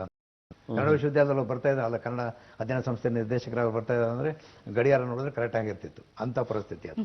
ಬಹುಶಃ ನಾನು ಸುದೈವ ಅಂತಂದ್ರೆ ಅವರು ಅಲ್ಲಿದ್ದಾಗ ನಾನು ಇದ್ದೆ, ಎಲ್ಲಿ ಒಬ್ಬ ವಿದ್ಯಾರ್ಥಿಯಾಗಿದ್ದೆ. ಆದ್ರೆ ಅವರು ನಮ್ಗೆ ಭಾಷಾಶಾಸ್ತ್ರದ ಪಾಠ ಏನು ಮಾಡಲಿಲ್ಲ, ಆದ್ರೂ ಕೂಡ ಅವ್ರು ನಮ್ಮ ಗುರು, ನಮ್ಮ ಗುರುಗಳೇ, ಬದುಕಿನ ಗುರು, ನಮ್ಮ ಇಲ್ಲಿವರೆಗೆ ಬೆಳೆಸಿದ ಗುರು ಅಂತ ನಾನು ಬಹಳ ಹೆಮ್ಮೆಯಿಂದ ಹೇಳ್ತೀನಿ. ಅವರು ಕನ್ನಡ ವಿಶ್ವವಿದ್ಯಾಲಯಕ್ಕೆ ಅವರು ಹೇಳಿದ್ರು ಕೂಡ ನಾನು ಹೋಗಿಲ್ಲ ಅಂತಂದಾಗ ನನಗೆ ಅವರು ತುಂಬ ಬೇಸರ ಪಟ್ಕೊಂಡಿದ್ರು. ಅವಾಗ ಎಲ್ಲೋ ಒಂದು ಕಡೆ ಸಿಕ್ಕಿದ, ಅಚಾನಕ್ ಸಿಕ್ಕಿದ್ರು ಅಥವಾ ಕರೆಸಿದ್ರು ಯಾರೋ ಹೇಳ್ಬಿಟ್ಟು. ಸರಸ್ವತಿಪುರಮ್ಗೆ ಹೋದಾಗ ಅವರು ಒಂದು ಮಾತು ಹೇಳಿದ್ರು ನನಗೆ, ಒಂದು ಮಾತು ಹೇಳಿದ್ರು, ಅಷ್ಟೇ ಹೇಳಲಿಲ್ಲ, ಜಾಸ್ತಿ ಹೇಳಲಿಲ್ಲ. ನಾಳೆ ನೀವು ಬೆಳಿಗ್ಗೆ ನೀವು ಹಂಪಿಯಲ್ಲಿ ಇರ್ತೀರಿ ಅಂತ. ಓಕೆ, ಬರ್ತೀರಾ ಬನ್ನಿ ಏನಿಲ್ಲ. ಅಲ್ಲ, ಅವ್ರು ಕರೆದಿದ್ದಲ್ಲ, ಕಂಬಾರ ಹೇಳಿದ್ದಲ್ಲ, ಇವ್ರು ಹೇಳಿದ್ ನೀವು ನಾಳೆ ಹಂಪಿಲಿ ಇರ್ತೀರಿ ಅಂತೆ. ಸಂಜೆ 7:15 ಬಸ್ ಇದೆ, ಸಂಜೆ 7:15 ಬಸ್ ಇದೆ, ಬೆಳಿಗ್ಗೆ ನೀವು ಹಂಪಿಲಿ ಇರ್ತೀರಿ ಅಂತ ಹೇಳಿದ್ರು. ಆಮೇಲೆ ಅದಕ್ಕಿಂತ ಮೊದಲು ಅವರು 9 ಗಂಟೆಗೆ ಬರಕ್ಕೆ ಹೇಳಿದ್ರು ನನಗೆ. ನಾನು 9:15 ಹೋದೆ. ಅವತ್ತು ಅವರು ನನಗೆ ಸಂದರ್ಶನ ಸಿಗಲಿಲ್ಲ, ನಾನು ವಾಪಸ್ ಬಂದೆ. ಅವ್ರು ನನ್ನ ಮಾತಾಡಿಸ್ಲಿಲ್ಲ, ಮತ್ತೆ ಒಳಗಡೆ ಬಿಟ್ಕೊಂಡಿಲ್ಲ. ಮಾರನೇ ದಿನ ಹೋದೆ, ಅವಾಗ ಹೇಳಿದ್ರು, ಹಿಂದಿನ ದಿನದ್ದೇನು ಹೇಳಲಿಲ್ಲ. 9 ಅಂದ್ರೆ ನಾಳೆ ಇರ್ತೀರಿ, ರಾತ್ರಿ 7:15 ಬಸ್ ಇದೆ ಅಂತ. ಹೊಸಪೇಟೆಗೆ ಹೋಗೋ ಬಸ್ಗಳೆಲ್ಲ ಬಹಳ ಕಡಿಮೆ ಇದ್ದಾಗ, ಈಗೆಲ್ಲ ಬಹಳ ಒಳ್ಳೇದಿದೆ. ಆಮೇಲೆ ಒಂದು ಮಾತು ಹೇಳಿದ್ರು ಸ್ವಲ್ಪ ಹೊತ್ತಾದ್ಮೇಲೆ, ಏನಂತಂದ್ರೆ ಕರ್ನಾಟಕ ನಮ್ದು ಅಂದ್ರು. ಕರ್ನಾಟಕ ನಮ್ದು ಎಷ್ಟು ಅರ್ಥ ಇದೆ ಸರ್. ಆಮೇಲೆ ಕನ್ನಡಕ್ಕೋಸ್ಕರ ಲಾಬಿ ಮಾಡಬೇಕು ಅಂದ್ರು. ಕನ್ನಡಕ್ಕೋಸ್ಕರ ಲಾಬಿ ಮಾಡಬೇಕು, ವೈಯಕ್ತಿಕವಾಗೆಲ್ಲ ಕನ್ನಡಕ್ಕೋಸ್ಕರ ಲಾಬಿ ಮಾಡಬೇಕು ಅಂತ. ಆಮೇಲೆ ಕನ್ನಡ ವಿಶ್ವವಿದ್ಯಾಲಯದಲ್ಲಿ ಇದ್ದು ಕನ್ನಡ ವಿಶ್ವವಿದ್ಯಾಲಯಕ್ಕೆ ಆಸ್ತಿ ಆಗಬೇಕು ಒಂದು. ಆಮೇಲೆ ಗುಂಪುಗಾರಿಕೆ ಮಾಡಬಾರ್ದು, ಇನ್ನೊಂದು ಜಾತ್ಯತೀತವಾಗಿರ್ಬೇಕು. ಈ ಮಾತನ್ನು ಹೇಳಿ ಅವರು ಮೌನ ವಹಿಸಿದ್ರು. ಆಮೇಲೆ ಇನ್ನೊಂದು ಹೇಳ್ತೀನಿ, ಮಲೆನಾಡಿನ ಕುಗ್ರಾಮದಿಂದ ಬಂದಿದ್ದೀರಿ ನೀವು, ಹಾಗೆ ನಾನು ಬಂದಿದ್ದೀನಿ. ಕುವೆಂಪು ಅವರು ಹಾಗೆ ಬಂದಿದ್ದಾರೆ. ನೀವು ದೈವ ನಿಮ್ದು, ನಾವು ತುಂಗಾ ನದಿ ನೀರು ಕುಡಿತಾ ಇಲ್ಲ, ನೀವು ನಿಮ್ಮೂರಿನ ನದಿ ನೀರು ಕುಡಿತೀವಿ. ಅವಕಾಶ ಸಿಕ್ಕಿದೆ ನಿಮಗೆ, ನೀವು ಅದೇ ನದಿಯವರು, ನಿಮ್ಮೂರು ಹೋಗ್ರಿ ಅಂತ ಅಂದ್ರು. ಕನ್ನಡ ಹಂಪಿ ಅಲ್ಲಿದ್ರು ಕೂಡ, ಬೀದರಲ್ಲಿ ನೀವು ಹೋದ್ರು ಕೂಡ ಅದು ನಮ್ದು ಕಣ್ರಿ, ನಮ್ಮ ಮಣ್ಣದು, ಅಲ್ಲಿ ಹೋಗಿ ಕೆಲಸ ಮಾಡ್ಬೇಕು ನೀವು ಅಂತ ಬಹಳ ಅಧಿಕಾರವಾಣಿಯಿಂದ ಅವರು ಹೇಳಿದ್ರು. ನನಗೆ ಎಲ್ಲೋ ಒಂದು ಕಡೆ ಒಂದು ಅಭಿಮಾನ, ಕನ್ನಡದ ಬಗ್ಗೆ ಪ್ರೀತಿ, ಇವೆಲ್ಲ ಎಲ್ಲೋ ಒಂದು ಕಡೆ ಒಂದು ಬರೋ ಹಾಗೆ ಜಾನಪದದ ಬಗ್ಗೆ. ಕಾರ್ಯಕ್ರಮದ ಕಡೆ ಹಂತಕ್ಕೆ ನಾವು ಬಂದಿದ್ದೀವಿ. ಈಗ ವೀಕ್ಷಕರು ನಮ್ಮ ವಿಳಾಸವನ್ನ ನೋಟ್ ಮಾಡ್ಕೊಳ್ಳಿ. ನೀವು ಕೂಡ ನಿಮ್ಮ ಅಭಿಪ್ರಾಯಗಳನ್ನ ನಮಗೆ ಬರೆದು ತಿಳಿಸಬಹುದು. ನಮ್ಮ ವಿಳಾಸ: ನಿರ್ದೇಶಕರು, ಶುಭೋದಯ ಕರ್ನಾಟಕ ವಿಭಾಗ, ದೂರದರ್ಶನ ಕೇಂದ್ರ, ಜೆಸಿ ನಗರ, ಬೆಂಗಳೂರು 560006. ನಮ್ಮ ಇಮೇಲ್ ವಿಳಾಸ shubhodaya.karnataka@gmail.com.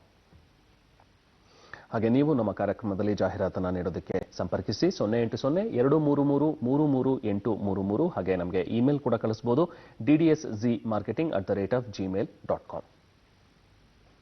ಹಾಗೆ ನಾವು ಡಿಜಿಟಲ್ ಪ್ಲಾಟ್ಫಾರ್ಮ್ನಲ್ಲೂ ಕೂಡ ಇದ್ದೀವಿ. ನಮ್ಮ ಫೇಸ್ಬುಕ್ ಐಡಿಯನ್ನು ನೋಟ್ ಮಾಡ್ಕೊಳ್ಳಿ, ಡಿ ಚಂದನ BNG ಇದು ನಮ್ಮ ಫೇಸ್ಬುಕ್ ಐಡಿ. ಹಾಗೆ ಟ್ವಿಟರ್ನಲ್ಲೂ ಕೂಡ ನೀವು ಫಾಲೋ ಮಾಡಬಹುದು, ಡಿ ಚಂದನ BNG ನಮ್ಮ ಅಕೌಂಟ್, ಅದನ್ನು ಫಾಲೋ ಮಾಡಿ. ಹಾಗೆ ನಮ್ಮ ಕಾರ್ಯಕ್ರಮಗಳನ್ನು ಯೂಟ್ಯೂಬ್ನಲ್ಲಿ ವೀಕ್ಷಣೆ ಮಾಡೋದಕ್ಕೆ ಡಿ ಚಂದನ _official ಅಂತೇಳಿ ಟೈಪ್ ಮಾಡಿದ್ರೆ ನೀವು ನಮ್ಮ ಕಾರ್ಯಕ್ರಮವನ್ನು ಯೂಟ್ಯೂಬ್ನಲ್ಲಿ ವೀಕ್ಷಿಸಬಹುದು. ಹಾಗೆ ನಮ್ಮ ಕಾರ್ಯಕ್ರಮದ ಬಗ್ಗೆ ಅಪ್ಡೇಟ್ಸ್ನ ನೀವು ಇನ್ಸ್ಟಾಗ್ರಾಮ್ನಲ್ಲೂ ಕೂಡ ಪಡಿಬಹುದು. ಡಿ _ಚಂದನ ಅಂತೇಳಿ ನಮ್ಮ ಅಕೌಂಟ್ ಇದೆ, ಅದನ್ನು ಫಾಲೋ ಮಾಡಬಹುದು. ಹಾಗೆ ಇವತ್ತಿನ ಕನ್ನಡ ಚಲನಚಿತ್ರ 4:15 ನಿಮ್ಮ ಚಂದನ ವಾಹಿನಿಯಲ್ಲಿ ಪ್ರಸಾರವಾಗುತ್ತೆ. ಬಾಳಿನ ಗುರಿ ತಾರಾಗಣದಲ್ಲಿ ಜಯಂತಿ, ಬಾಲಕೃಷ್ಣ ಮುಂತಾದವರಿದ್ದಾರೆ. ಸೊ ಈ ಒಂದು ಸಿನಿಮಾವನ್ನ ನೀವು ಇವತ್ತು 4:15 ನಮ್ಮ ಚಂದನ ವಾಹಿನಿಯಲ್ಲಿ ವೀಕ್ಷಿಸಬಹುದು.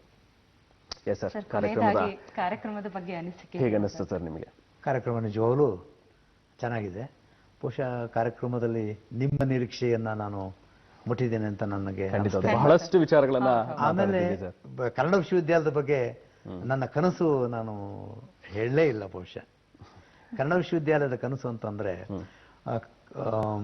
ವಿದ್ಯೆಯನ್ನ ಸೃಷ್ಟಿ ಮಾಡುವ ವಿಶ್ವವಿದ್ಯಾಲಯ ಅದು. ಡಾಕ್ಟರ್ ಚಂದ್ರಶೇಖರ ಕಂಬಾರರ ಕನಸದು. ಆಮೇಲೆ ಬಂದ ಎಲ್ಲ ಕುಲಪತಿಗಳು ಕೂಡ ಕನ್ನಡದ ತೇರನ್ನ ಎಳೆದಿದ್ದಾರೆ. ಬಹುಶಃ ಈಗ ಎಲ್ಲ ರೆಡಿಯಾಗಿ ಇಟ್ಟಿದ್ದಾರೆ. ಕನ್ನಡ ವಿಶ್ವವಿದ್ಯಾಲಯಕ್ಕೆ ನಾನೇನು ಯೋಚನೆ ಮಾಡಬೇಕಾದದ್ದು ಏನೂ ಇಲ್ಲ. ಜವಾಬ್ದಾರಿ ಎಲ್ಲ ಅದಕ್ಕೆ ಏನು ಕವಿವಾಣಿ, ಏನು ಹೂವು, ಜನವಾಣಿ ಬೇರು ಅಂತಕ್ಕಂಥದ್ದು ಇದೆಯಲ್ಲ, ಆ ಜನವಾಣಿ ಬೇರು ನಾನೀಗ ಹೂ ಬಿಡೋದಷ್ಟೇ, ಅಂದ್ರೆ ಹೂವನ್ನು ನೋಡೋದಷ್ಟೇ. ಹಾಗಾಗಿ ಬಹುಶಃ ಅವರ ಕನಸನ್ನ ನನಸು ಮಾಡ್ತೀನಿ. ಕನ್ನಡಿಗರ ಎಲ್ಲರ ಸಹಕಾರದಿಂದ, ನನ್ನ ಕನ್ನಡ ವಿಶ್ವವಿದ್ಯಾಲಯದ ಕುಟುಂಬದ ಸದಸ್ಯರಿಂದ ನಾನು ಅದನ್ನು ಕಾಣ್ತೀನಿ ಅಂತಕ್ಕಂಥ ವಿಚಾರ ಹೇಳ್ತೀನಿ. ನಿಮ್ಮೆಲ್ಲ ಅನುಭವಗಳನ್ನು ನಮ್ಮ ಜೊತೆ ಹಂಚಿಕೊಂಡಿದ್ರಿ. ಧನ್ಯವಾದಗಳು. ತುಂಬಾ ಧನ್ಯವಾದಗಳು. ನಮಸ್ಕಾರ. ನಮಸ್ತೆ. ಸೊ ಇದು ಇವತ್ತಿನ ಶುಭೋದಯ ಕರ್ನಾಟಕ. ನಾಳೆ ಮತ್ತೊಬ್ಬ ಅತಿಥಿಯೊಂದಿಗೆ ಮತ್ತೆ ನಿಮ್ಮನ್ನ ಭೇಟಿ ಮಾಡ್ತೀವಿ. ಅಲ್ಲಿವರೆಗೂ ನಮಸ್ಕಾರ.